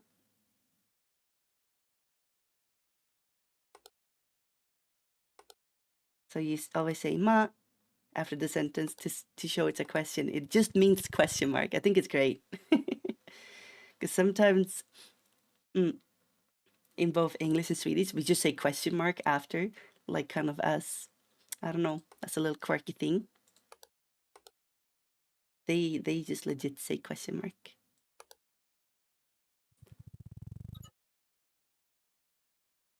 Isn't mom mother? Yes. Mama. That is your mom. Baba. That's dad. And then I don't remember. What's an Australian streamer who speaks Chinese in games sometimes? Oh, what the heck is that over there? But I don't know, I feel like I should speak more Swedish on stream. In Japanese, they have a question mark word, ka. Yeah, they have the question particle ka as well. I think one of the major differences is that in Japanese, it will still kind of work. You can still ask the question very casually without the ka. Onamae wa? That's like, what's your name? Or onamae, name, question mark, or just name. So you don't have to say the ka.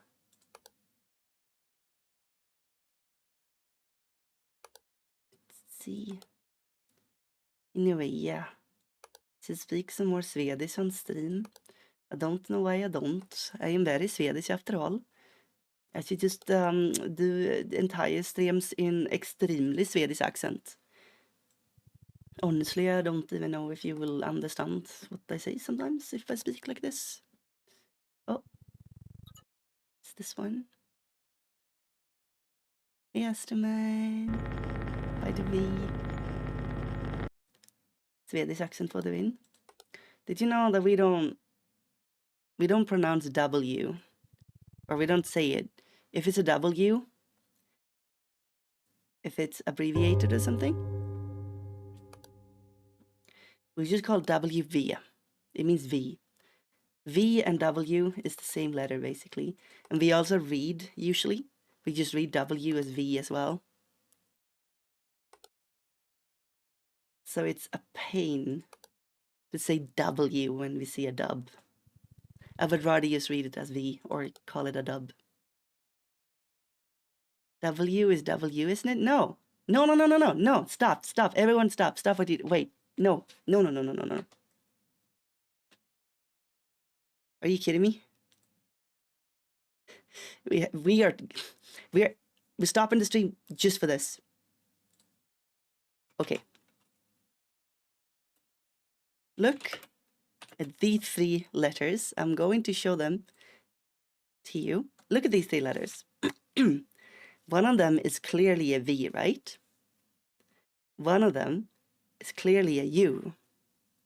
And one of them have 2 V's next to each other.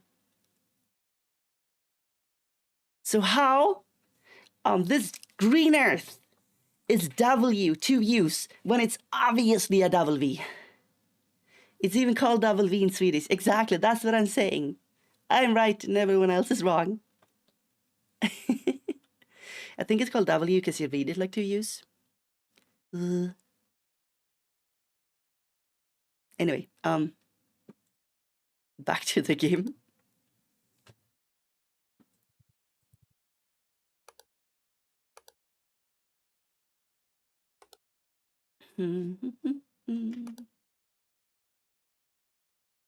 Why is it E instead of an E, an I? That's just the English language being quirky.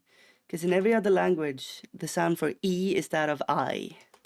And you spell I as AI. But it's... I don't know.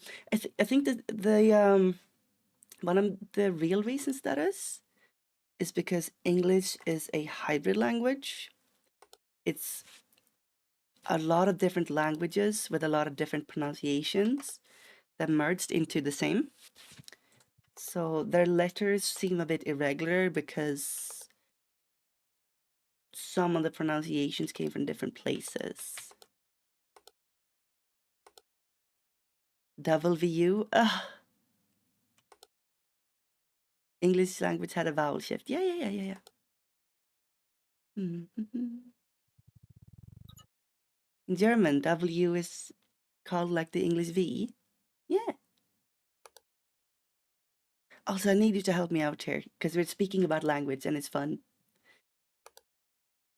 What's your double S? You know, in German, there's a very specific one. Very specific letter that's, you read it as 2 S's. The B thing, yes, that one, yes. The B with a tail, yes. How do you read that and how is it different from just typing 2 S's? Hey, County, by the way. French and Germanic mashed up together makes English. Checks out. Oh, rotten sandwich. Ew, oh, don't eat that.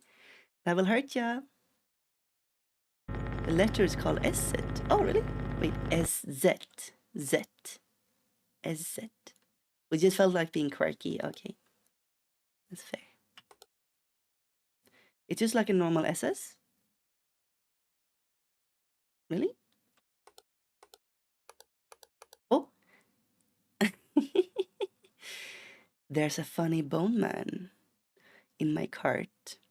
I can't concentrate because there's a skeleton in my cart.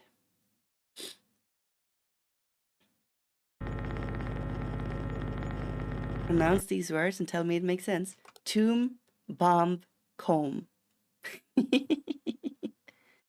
Yeah, you know what? English speakers will complain about kanji being difficult because you read them differently depending on the context. And then you look at English words who are being read differently, sometimes spelled exactly the same, depending on the context, and have 0 problems with it. I think it's just because you're not used to it. You're not used to reading whatever the glyph is different.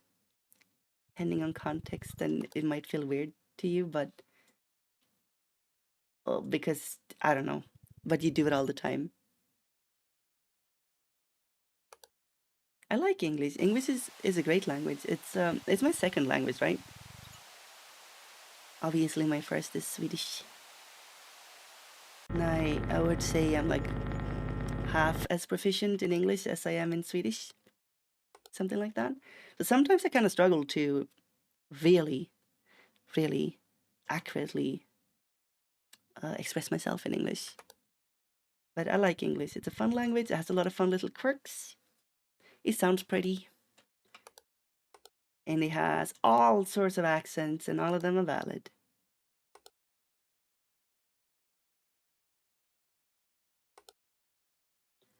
Usage of "is" changed over the years. Now old and young people have different spellings. Oh, really? That's interesting. Okay, so it's being phased out. I mean, I don't really see a problem in having it there. It's just when I'm in Germany, I get confused by it. Like Strasse, I always read that it's or Strasse or something. I always read that it's Ströve, and I don't even know what that word means.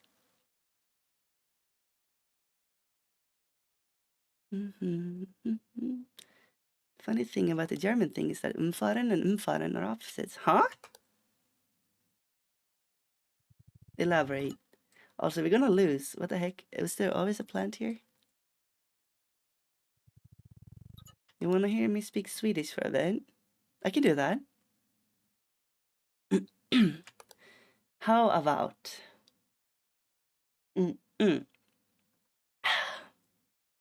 a full minute or a minute and a half or something of Swedish? Oh. Starting now. Okej. Det har kommit flera anomaliteter samtidigt och vi måste bli av med dem direkt. Där var en. Gör vi inte det så förlorar vi spelet. Ja, fick en.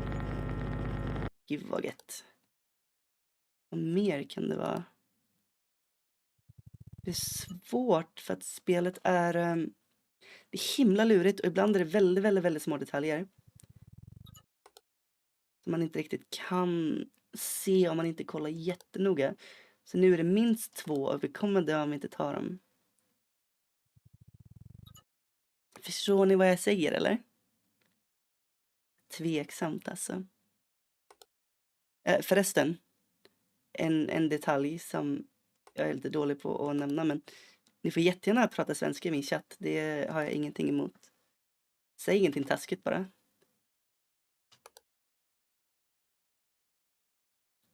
Okej. Vad mer? Åh, öppen där. Den var öppen, nu tar vi den. Gud vad bra, nu kör vi.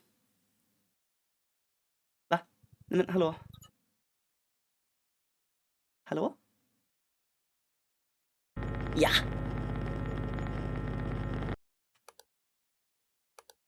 Åh, hej då Kaje. Okay, that's enough. There you go. That was your Swedish minute. Bye Kaje. Have a good one. Thank you for joining us. Have some good food today. Y'all understood some of that, did ya? Pretend you're Swedish. Burk. Ja. Tack.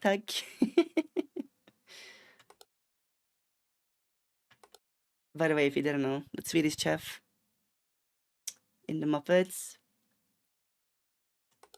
none of the words he says are in Swedish. It's all gibberish. Bork. It's not a real word.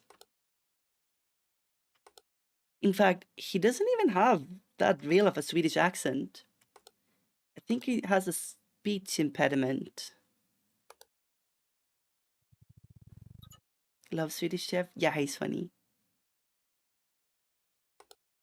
Speaking of Swedish and chef, oh my god, have you ever made handmade Swedish meatballs? It's the best thing you've ever tasted. I once made it for an entire party abroad. And I made an entire huge tray of meatballs, and Everyone ate them and they loved them and they cleared it. Your voice shifts a bit when you go into Swedish mode. Yeah, I know. I've been Americanized a little bit in the way I speak English so that I project in a different way. What I noticed or what I heard is when I speak Swedish, well, obviously I'm a bit more singy because that's just Swedish. A little bit, I think, deeper too. This is so hard. Let's do university. I don't think we've done this one.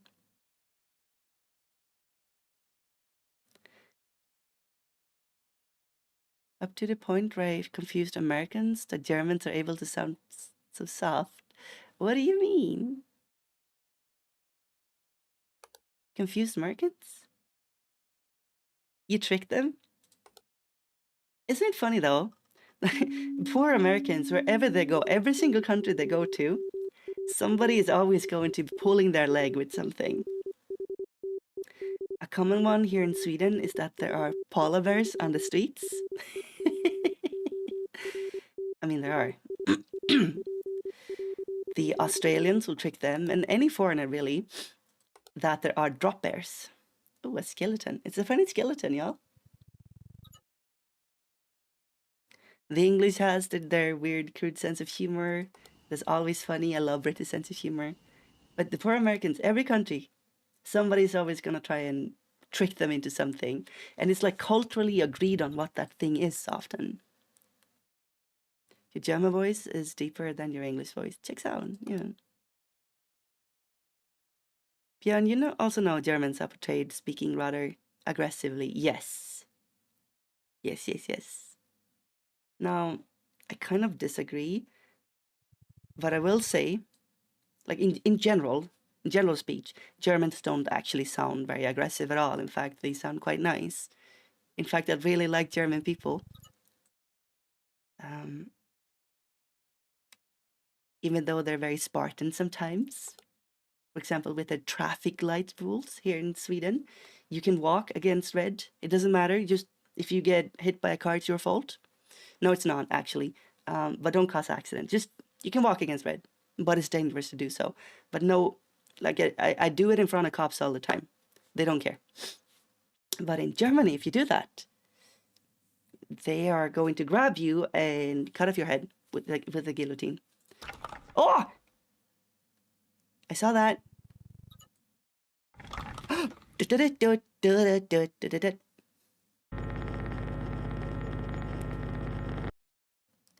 Jaywalk daily. Yeah. Yeah, no, that's a feature of German culture. It's very Spartan, you know. You just do things because we have rules and you follow the rules. Very orderly. Now, Swedes are very harmonious people. But okay, I'm gonna go on that tangent because it's something I've been meaning to talk about anyway. But so yes, Germans, when they speak normally, they sound very soft. However, an angry German sounds a lot angrier than, for example, an angry Swedish talking person. Once saw an interview where someone was asked, what would happen if you drive your car without a license? The only answer they got was, you can't, it's forbidden. Yeah. Don't do the thing, you can't. You're not allowed to. Yes.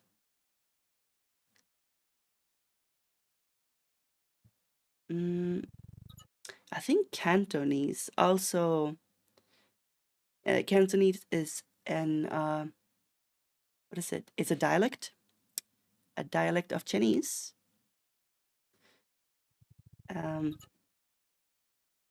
They also have that, like, the outsiders will also see Cantonese as sounding kind of aggressive or like angrier, which I think of the two like languages that are famous for sounding a little bit angry to someone who doesn't understand what they're hearing, I think Cantonese probably has more to it.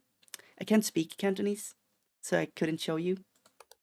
Maybe I'll get a Kanto friend on stream just to show you at some point. But it sounds pretty. Is that sad Bill Murray? I think it is. Also, I think there might be an extra computer in here. Who leaves their laptop and their bags at uni? These are some trusting students. How much money do you have? Yeah, so a feature with Swedish culture and Swedish people is that we're very harmonious. We can be, it's weird because there's like a blend, right? Swedish people can be so blunt or very reserved, but the culture itself strives for harmony. So everything we do is towards getting along, finding something that works for everyone's happy or everyone's happy enough and get along. So, for example, we don't insist on things that are good for ourselves only, for example. If it goes against what the group is doing at the moment, we usually go along with it. Or if we know there's a better way of doing things, but the group has already agreed.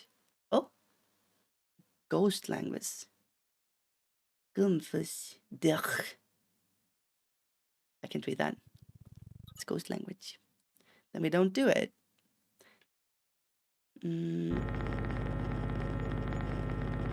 Or like a lot of Swedes are kind of scared to have different opinions even than the status quo.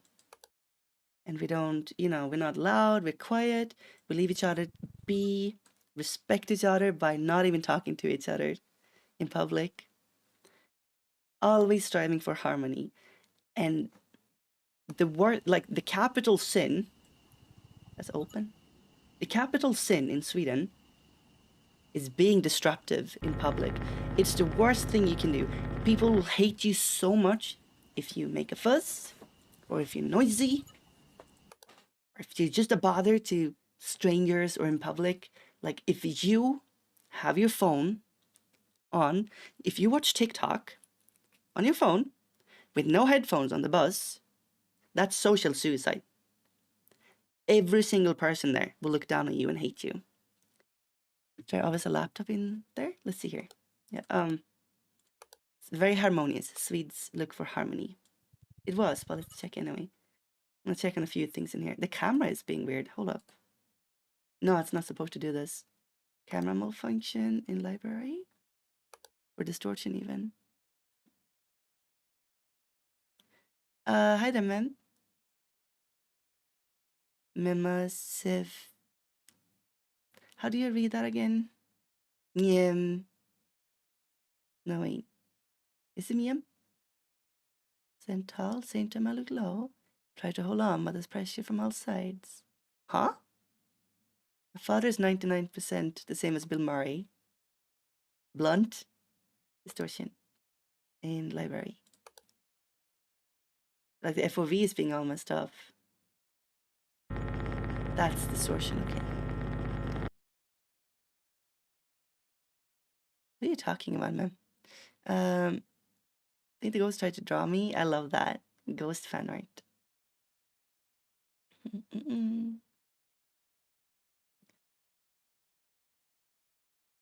Disruption is the spice of life. The right kind of disruption. And you're expected to speak up if it is for the greater good. But it depends. So for example, the workplace is interesting because everyone calls for harmony, right? And everyone does things in a way that's supposed to be harmonious where everyone can just come in, do their job and leave. Oh my God, stop.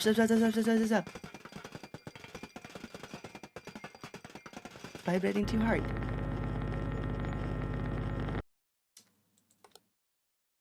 Is this also distortion? Am I seeing things? I don't think it is.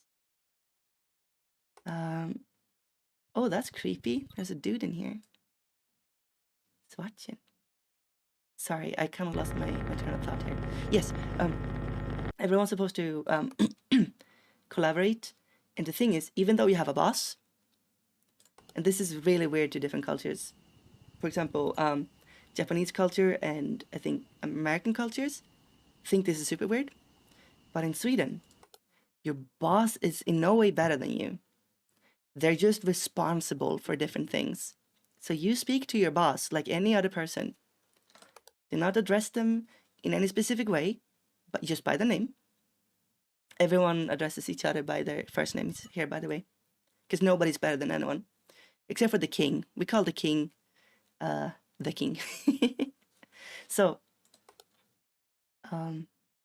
if you have a problem, you call it as you see it. You tell your boss, like, hey, this doesn't work, or there's a problem here, or I don't like this. This doesn't work for me. This doesn't work. You call it, you say it exactly as it is. That's what you're expected to do. So you can even be kind of rude to your boss if that's what's required, because it's just your boss. It's just another person, right? And if, what the heck? Malfunction.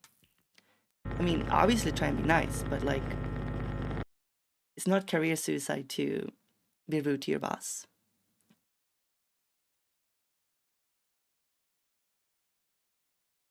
Maybe I'm Swedish and didn't know. What do you mean? That your boss is just another person? Because they're responsible, right?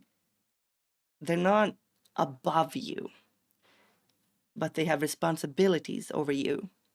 They have responsibilities to make sure that you are safe and can do your work properly. And what is going on right here?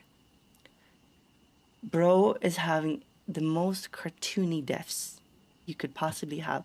Bro thinks he's a bird flying into the wall. What is the... Get your butt out of here. Uh-oh. Jump scare.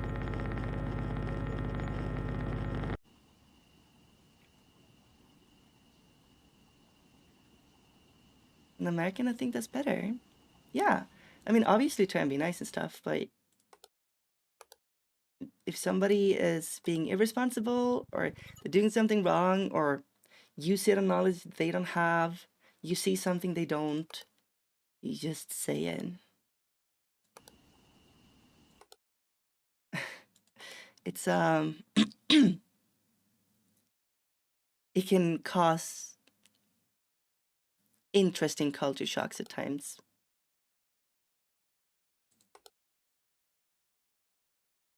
I think I would get fired within a couple of days if I ever worked in America.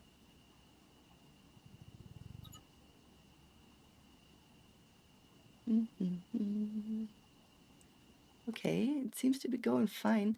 The guy's looking kind of sussy, but I don't know if it's actually just the painting or him. It's got an AI hand going on. Doesn't have a thumb. Yeah, and Swedish work culture I found out about recently.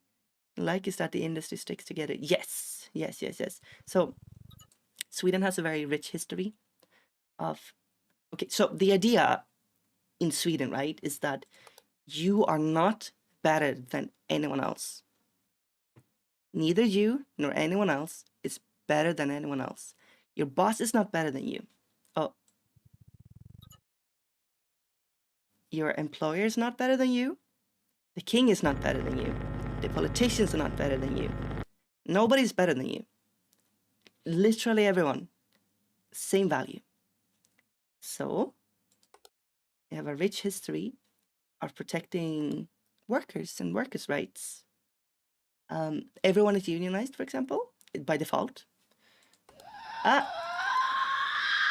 Okay. Can you not? It's over? I switch over to a screen and a lady is screaming at me and I die. Okay. I see. Notice my eyes are glow in the dark. I know, right? I know, look at me.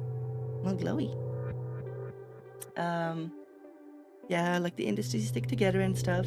Because the idea is, since everyone is worth the same, you have to also make sure that nobody who gets a different idea can succeed. Right? But it goes...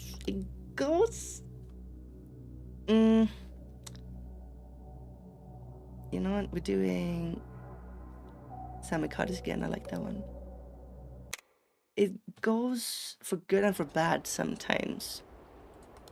Because also, if you have a fantastic talent, or you are exemplary at something, you have a great skill, then you shouldn't think of yourself as better than anyone else. So don't try to show this off to people. So people who are show-offy, people who are large hands, people who take up a lot of space, people who are like, hey, look at what I can do. People, you know, show off or demand attention are looked down upon. So for example, if you want to be a successful Swedish streamer, you have to fight against everything you learn culturally to stand out and be loud and be in the face of others and be seen. Everyone, get in line. You're not better than anyone else. Don't cause any trouble. Do what you're supposed to do. Harmony. That's Swedish culture. Have some coffee. And Poland is similar to Sweden. I see. Yeah. I think the lady liked my glowy eyes. I don't really know what that was about. A lady just pops into screen, screams, and dead.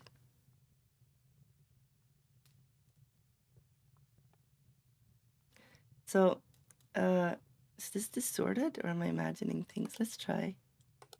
Kitchen. I think we should not risk getting too political here, because that's not the point of the stream, but it's a very important part of Swedish culture to be everyone is the same. It's called the law of jante, jantelagen.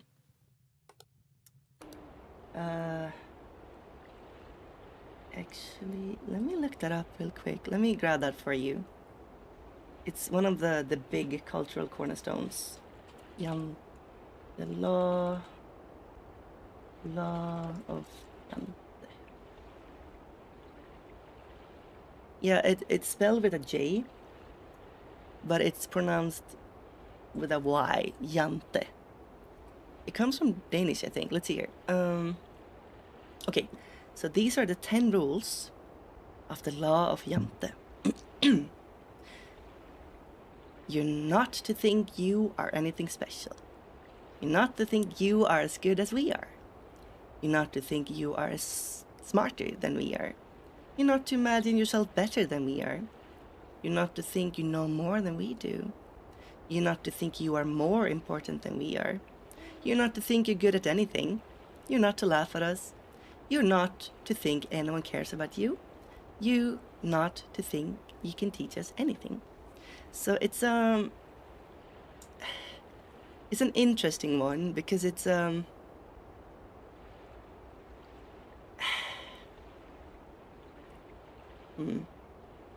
it's a little bit satirical too, but it's also very accurate. It really is one of the cornerstones, even though, like, take it with a grain of salt. But in Scandinavian culture, you know, if anyone thinks they're smarter than you, you think, get out of here, I'm not even gonna pay attention to you. If anyone thinks they're better than you, you also, like, scoff at them. If anyone is trying to laugh at you, you think, who are you to laugh at me? Get out of here. But it's a bit harsh at times, too. Axe in the door? Oh my god! Shining moment. Since Sweden is an older part of the world, you have a lot of ghost stories and fables. Yes! Swedish lore is really deep. So there is... depending on Swedish... So, Sweden is divided largely into two groups of people. There are some minority groups, but the biggest minority group is the Sami people. The Sami's traditions are, and histories and stuff and culture is quite different from what would we call them? Southerners. And they originated from Asia, while the Norse originated from Europe, around Germany. So, but largely the cultural canon is filled with ghosts and witches and ghouls and goblins and trolls and Freddy Fazbear teddy bear, apparently. There are so many ghost stories. The thing is, okay, Sweden used to be incredibly sparsely populated. Everyone lived on a farm in the middle of nowhere, and there was forests everywhere, right? And if you were lost in the forests are ancient. They've been here since the glaciers melted, okay? Which is, as soon as the glaciers melted, that's when people came to Sweden, at the same time, by the way. So both indigenous groups, both the Sami and the Norse, came to Sweden at the same time. Just clearing that up in case there's any confusion.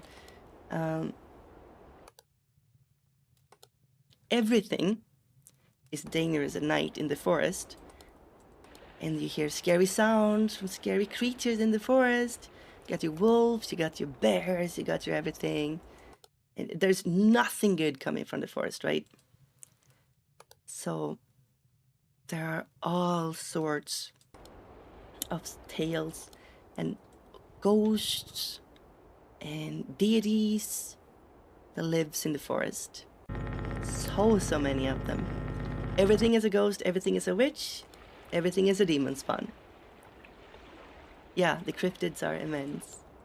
The most common one that everyone knows about and learns about when they're a toddler are the trolls. Troll. They're like these, they're kind of chunky, kind of short. They have big noses with gray skin, and they look like they're wearing kind of moss on their backs. And as soon as sunlight hit them, they turn to stone. So places in the forest that have a lot of stones, a lot of rocks, big rocks, are called troll forests. Let's see. So there are those. Goblins, of course, plenty of those. They're not trolls, they're different. Tomtar, those are called little, I think they're goblins. Vättar, they're kind of like mountain-dwelling magical creatures that look like people, but they live in upside-down cave towns. Bilbo's trolls, yes! Bilbo's trolls are Scandinavian trolls, yes. Trolls hate when you spread misinformation, yes. We have witches, of course, everyone's a witch. Witches live in the forest. So all of these things, they live in the forest. The werewolf.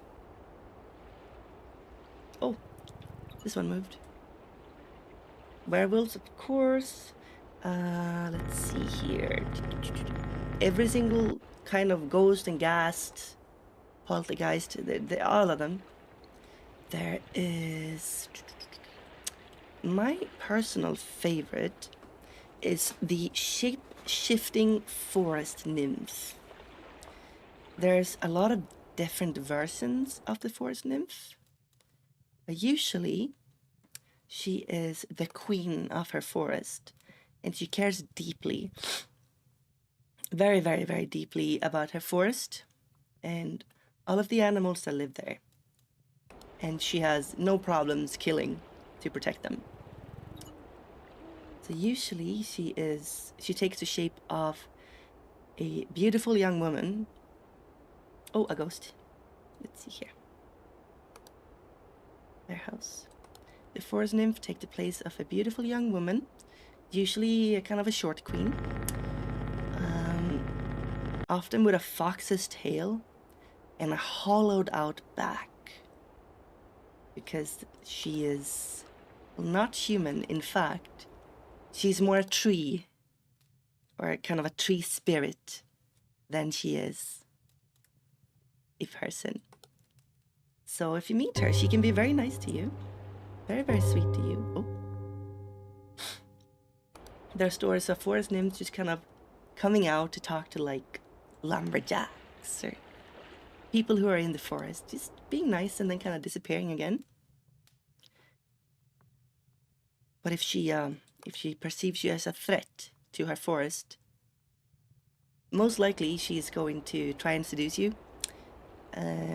lure you out in the forest to make out and drown you. She will drown you in a pond, or she will turn you into a tree. So it is said that a lot of lumberjacks and people who live in or close to the forest disappeared, especially men. Usually men are the targets of her. They got taken by a nymph. Yeah, she raises you up and has you come with her into the forest, where she turns you into just another tree. So not only do you disappear and you die, but nobody can find you because you're a tree now. So if you're in Sweden and there's a very nice pretty lady talking to you, and you know, if you have consent to touch her, make sure you touch her back to see that it's not hollowed out, or that she has a foxtail that she hides under her skirt. You can usually tell by there being a big foxtail under her skirt. So that's the forest nymph. Oh, we got anomalies.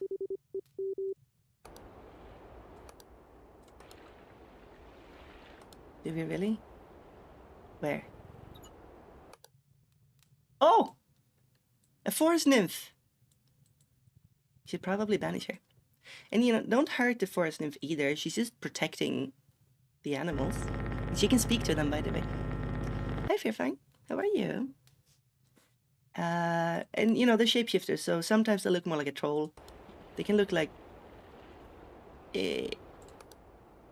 different things, but they tend to look like a beautiful human being to be more palatable to humans. Honey Nut Cheers? Does this look different? I really can't tell what's different. This is so hard. Something move? Box is different, right? Over here. Does forest nymph taste like chicken? I don't know. I've actually never met one. But I'm fairly certain they hang out around similar parts to polar bears. It's just when we see something that looks like a human, we just walk the other way usually. Are you kidding me? What am I doing wrong? How am I this bad at this game? So that's the forest nymph. It's my absolute favorite one. And there's also one, a very creepy old one, called the mare. Maran. Do you know what a nightmare is? I'm pretty sure it comes from that. In Swedish, the word actually comes, or the word translates to mare dream. Mardröm. Because bad dreams are dreams given to you by the mare herself. The mare is an evil spirit. I think usually she can take the form of kind of black smoke. So she can always enter any room. If there's the slightest bit of opening, she can enter that room. And she possesses men. I think what she does is she scares people, especially men, but anyone really. She scares them, and I think she siphons off their life energy by giving them terrible, terrible night dreams, right? Or night terrors. Am I a forest nymph? No! I'm a bear. Let's see here. And the mare, so she looks like a horrifying, scary woman. Usually her skin is in an unnatural color. She has very long hair and kind of distorted proportions. Very, very scary. Very, very, very, very like demon-esque. It is said to be, there's only one, I believe, but she can also possess other women to become a mare as well. So she can possess, that is different, right? She can possess women to give other people nightmares, which is scary. Very, very scary. So usually back in the day, they said that you have been ridden, I think. Like as she rides, not in the way you're thinking, but she rides her victims. Like she sits on your chest and gives you these nightmares. It is the most horrifying thing. It is so creepy of an idea that when you had a nightmare, it's because like a demon-looking lady managed to make her way to your room, sit on your chest, and like give you bad dreams so she can take your life energy or whatever the point is. That's the mare. That's also a really big one. Oh, stop doing that. So if you had a nightmare, you had a visit at night by the mare. Maran. What else do we have? We have so many cryptids and spirits and stuff. It goes deep. But I like the forest nymphs. I would like to befriend one. It's just Polyverse tends to kind of stick to our own stuff. Sweden's cryptids are sounding better and better. I can recommend, there's a really, really, really nice book. It's like a coffee table book. It has, oh my god, it has really nice art and well enough. Let's see here. Well enough, like written, enough energy and everything, text and everything. It's called Väsen, V-A-E-S-A-S-E-N, Väsen, Spirits and Monsters of Scandinavian Folklore. I have it in Swedish. That book is a banger. It has all of the essential ones, so like 60, I think. It has illustrations, and it has all of the other names that they would have. You worried that any of the globie talent could be nymphs? Had your money on who?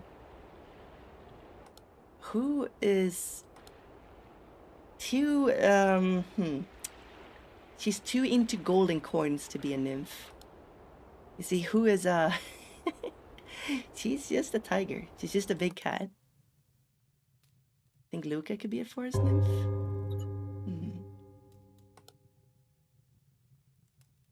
Anyway, Scandinavian folklore. Really, really fun deep dive. Goes really hard.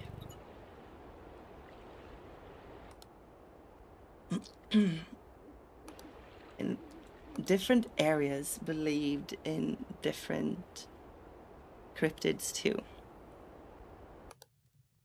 In some places, you know, maybe a witch made your children sick. In other places, maybe it's the trolls or a ghost. It could be a tomte.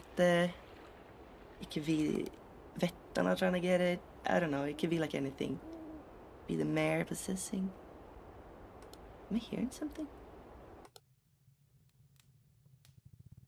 Not there. There's obviously always something. I think at all points there's at least one anomaly. Did that always say pack? Didn't deny it. Luca must be a nymph. Luca is a scorpion. And I haven't seen if he actually has a tail. In fact, what does he sting with?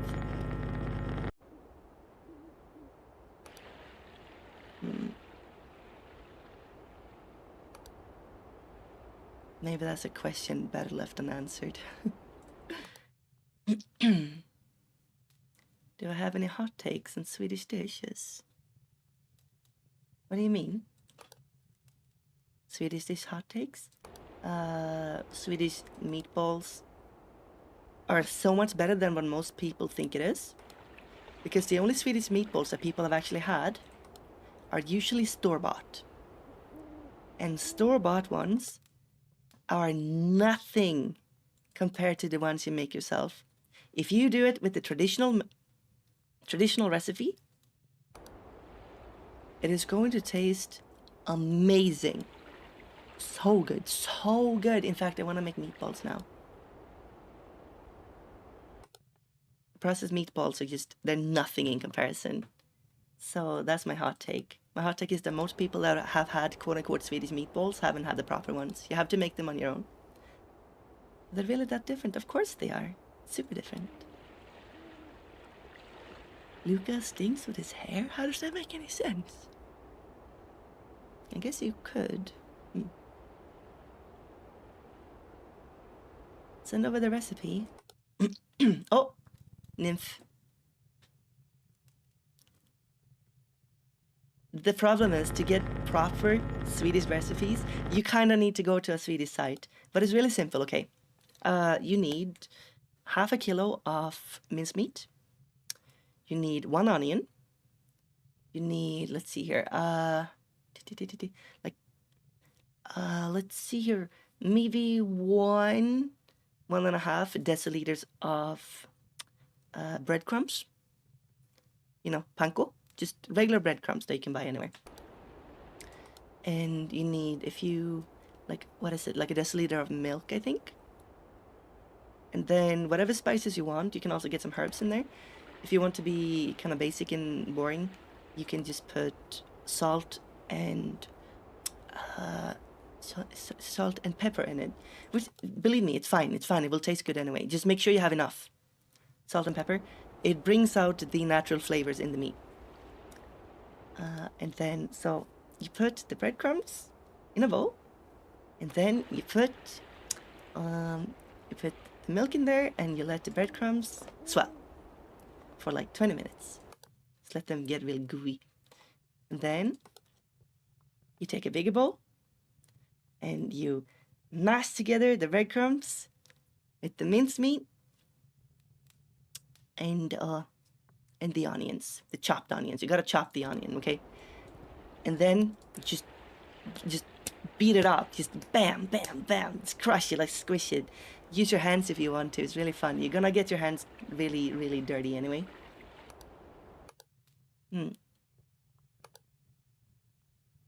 So,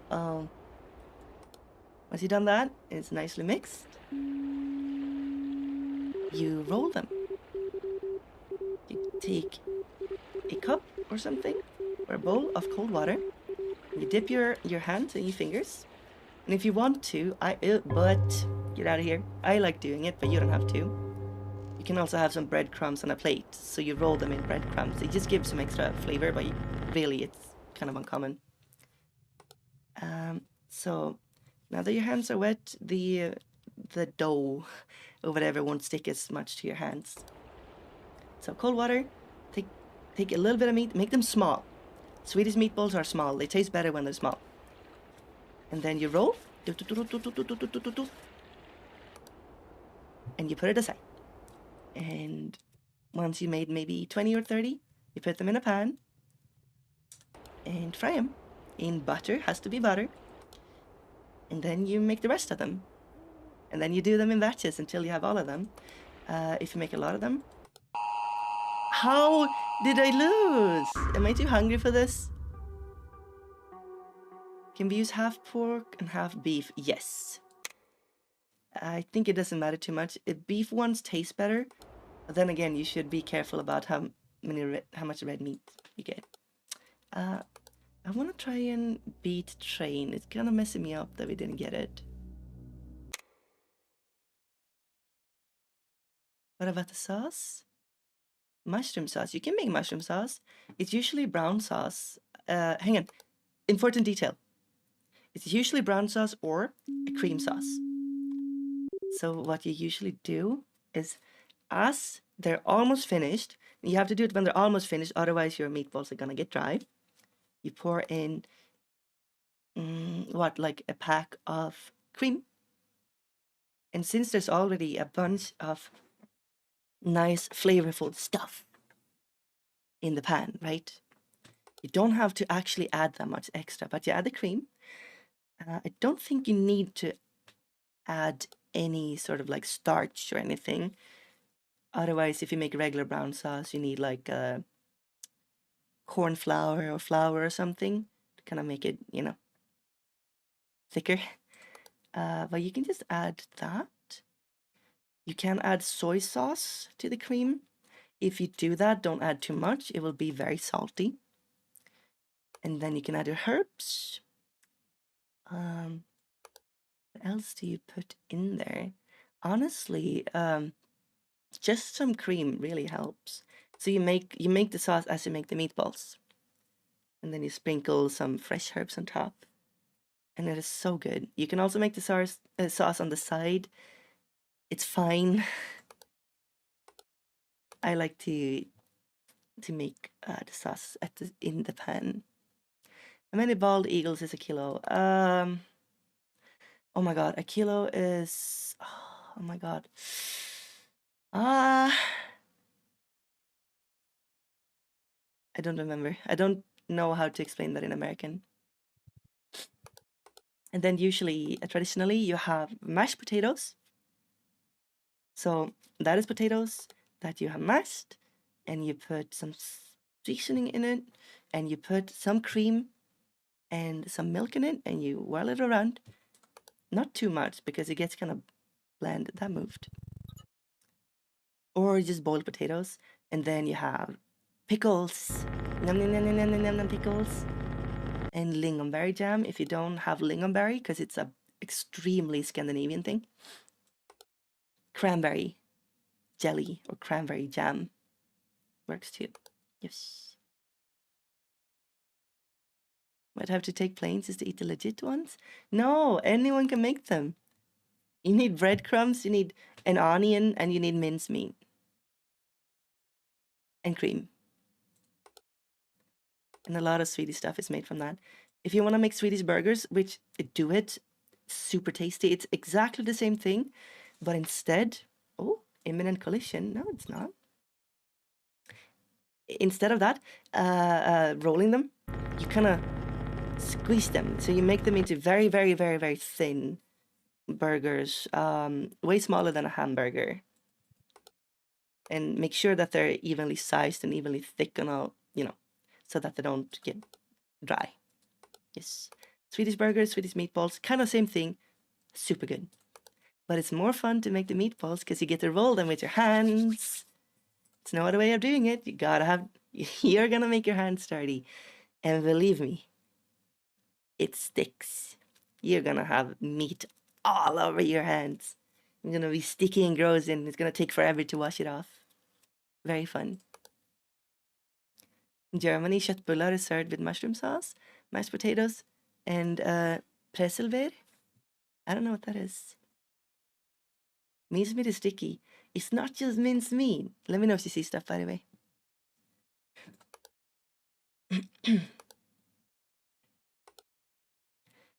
It has... oh, I forgot. Oh my god, I forgot. You need an egg.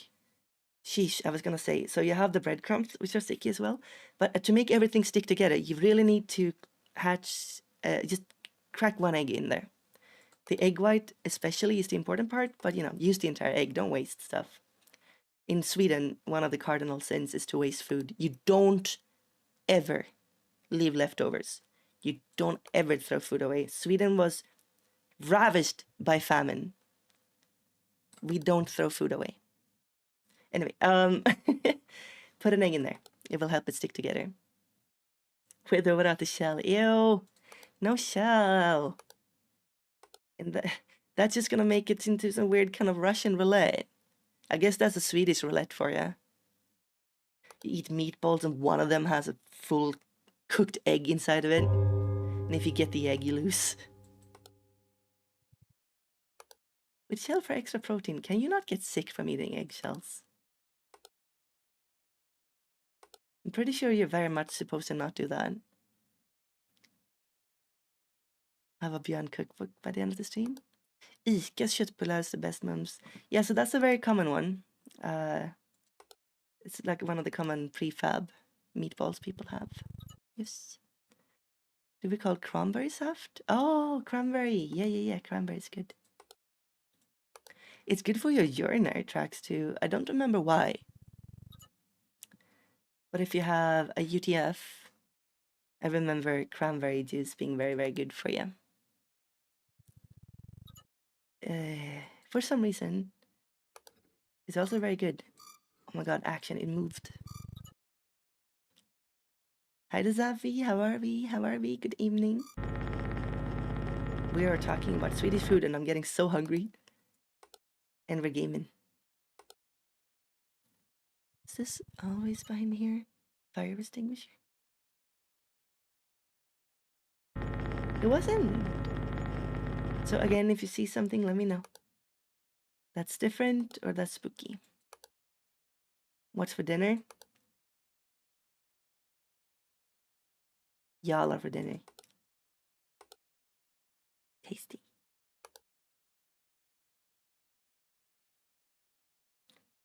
Food break then. Yeah. We just want to beat this. Please give it a try. I just don't understand what I am failing at all the time. There has to be extra details, I think. Don't know why I asked. You know why you asked. So I'll go and eat köttbullar together. Nom nom meatballs. Oh. Still a door open on its own.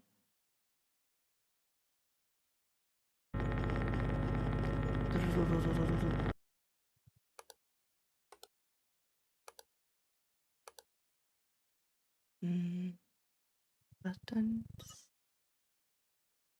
Dun, dun, dun, dun. Do you think there's gonna be some screaming lady in this one too?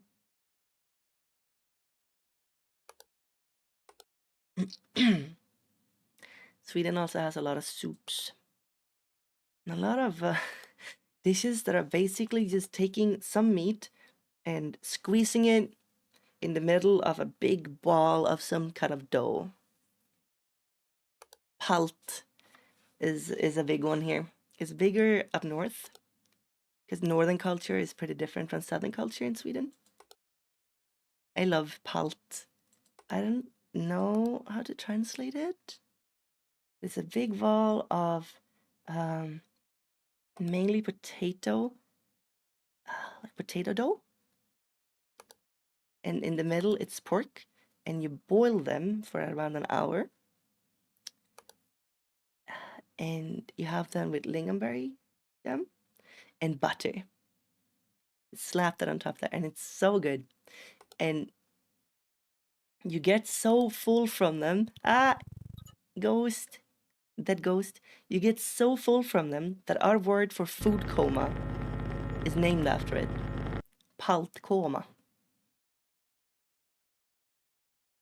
It translates to, yeah, palt coma. I'm a big fan. Buy it every now and then. And then, you know, if you've boiled them and you need to reheat them, you can fry them. And frying them is also pretty good. I mean, it's a big ball of potato dough, but it's a good ball of potato dough.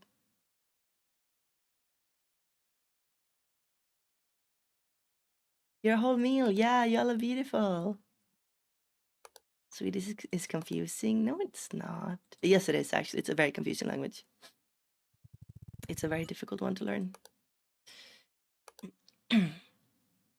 Our grammar is a nightmare, an absolute nightmare. To us, it makes sense, you know, a lot of us are native speakers. For example, the official native language of polar bears is Swedish. So obviously I would be native, just what we speak. We have all these funny, interesting grammar flourishes that it's just a pain for anyone who's trying to learn. Oh, toilet door open.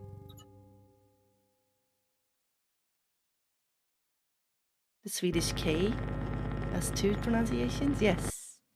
Different because of the following vowel. A, O, U, and O. They're at the end of the word. Pronounced like K and kiss. Yes.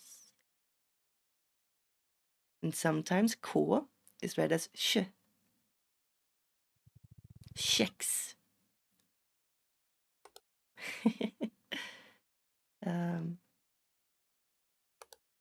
It is what it is. You know, it just takes some time. You just gotta learn it. Oh, blood in the sink. At least I hope that's blood. I need that to be blood and nothing else.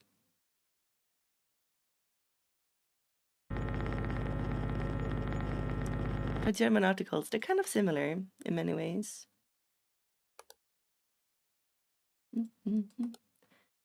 But I like language. Use your brain enough. I can Swedish. Probably. I think German speakers, since Swedish is a Germanic language. They both come from the same group. Indo-Germanic, I think. Or Proto-Germanic or something. Whatever the Norse spoke, basically. And evolved into all these different ones. So they're similar-ish.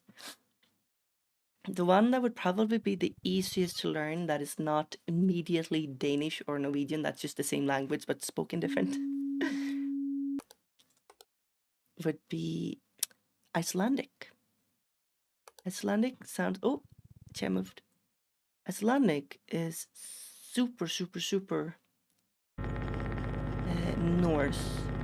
It sounds the most like ancient Norse. And they will understand some Swedish. And Swedish will sometimes sound very much like it. But if you know the languages, you'll notice that they're differing quite a bit. Icelandic is a little bit harsher. Yes. The name of like Norse gods and stuff. I think that's a good example. If you look up the way the old Norse gods are written, they're written in Norse, and the way they're read sounds a lot like any word in... Oh, there's a guy. Dude in the thing. I must investigate. Sounds a lot like it. Yeah, I investigated and saw that he was indeed supposed to be here. He's in Hyvis. Okay. Let's not get beaten by whatever extra objects keep laying around. Just I wouldn't know where to spot them.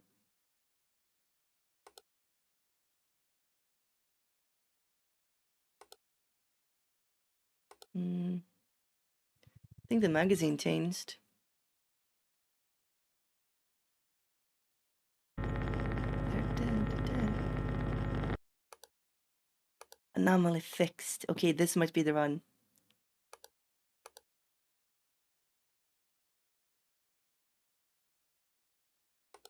Let me know if you see something.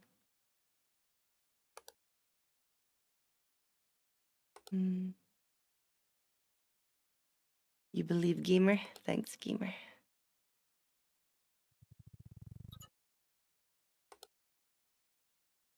Maybe these change.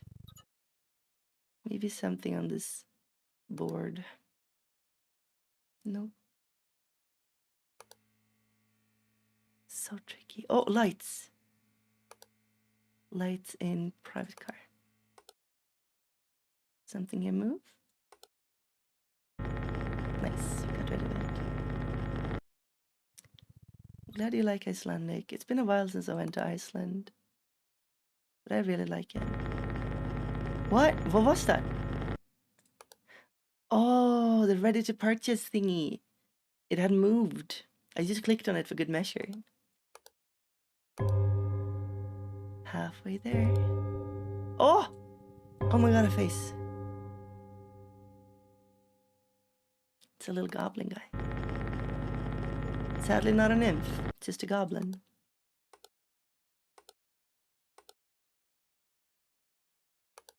Also my point, by the way, on Swedish, all these horror stories and cryptids from the forest, they serve as cautionary tale to not go into the forest. Because honestly, just don't. What even is that? E.T. go home. Want to travel to Iceland to drink that forbidden fire soup. Ew. I've gone swimming in some of the springs. I've seen the geyser.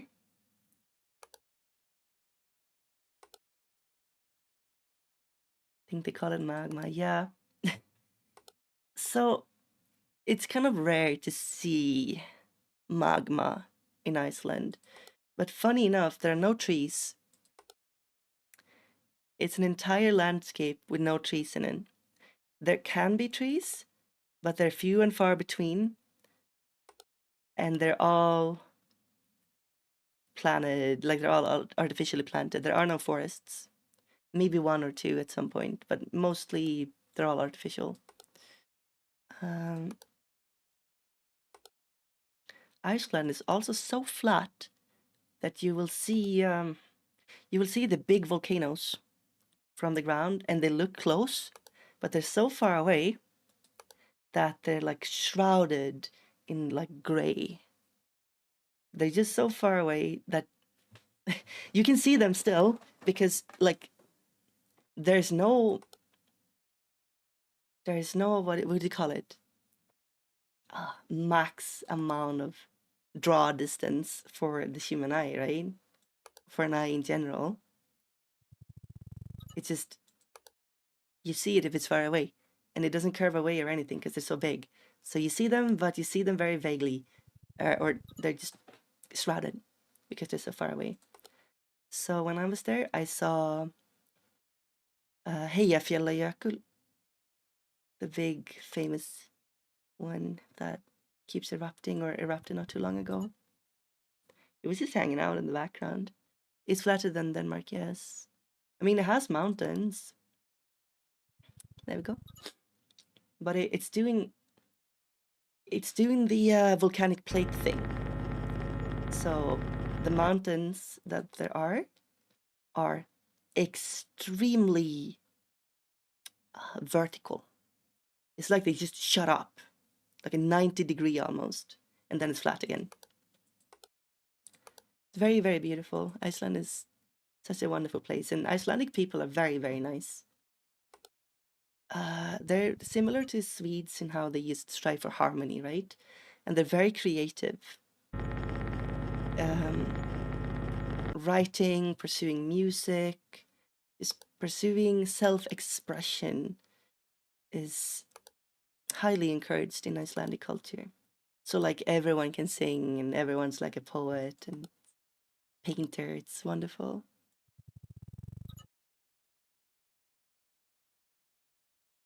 Do you think it's possible to bathe in a volcano? Yes. Oh yeah, what I was saying was, so there are springs, hot water coming up from being heated from thermal vents. The thing is, if you go swimming in the wrong place, you will get boiled because the water is boiling hot, and sometimes it's above boiling hot, so it shoots out of the ground, which is what the geyser does. But there are springs where you can go swimming. I've been to a bunch of them, and some of them said, please don't swim here, you will die. And okay, the interesting feature that I was going to talk about, and I totally lost the plot, I think, is smoking mountains. Or just like, you're by the road, and there's just smoke coming out of everywhere. But the mountains have a lot of vents in them for steam. There's just steam coming out of the mountains, just randomly. You look around, and of course, it's just steam coming out. Oh, how did I lose? No. And you're right, Curtis. Don't listen to your inner thoughts about swimming in mountain water or lava water. Sheesh. Very beautiful. The only downside with Iceland is that it's always cloudy. It's never not cloudy. I think it's clear 3 to 10 days a year. I'm not joking. So if you want your vitamin D, don't go to Iceland. Anyway, oh my god, I am so hungry. This game is very addicting. I hope you enjoy this. It was fun. Thank you everyone for joining in. I'm gonna wrap it up here. Let's watch this cool transition that I made. Wait. Halfway there at least. Yum.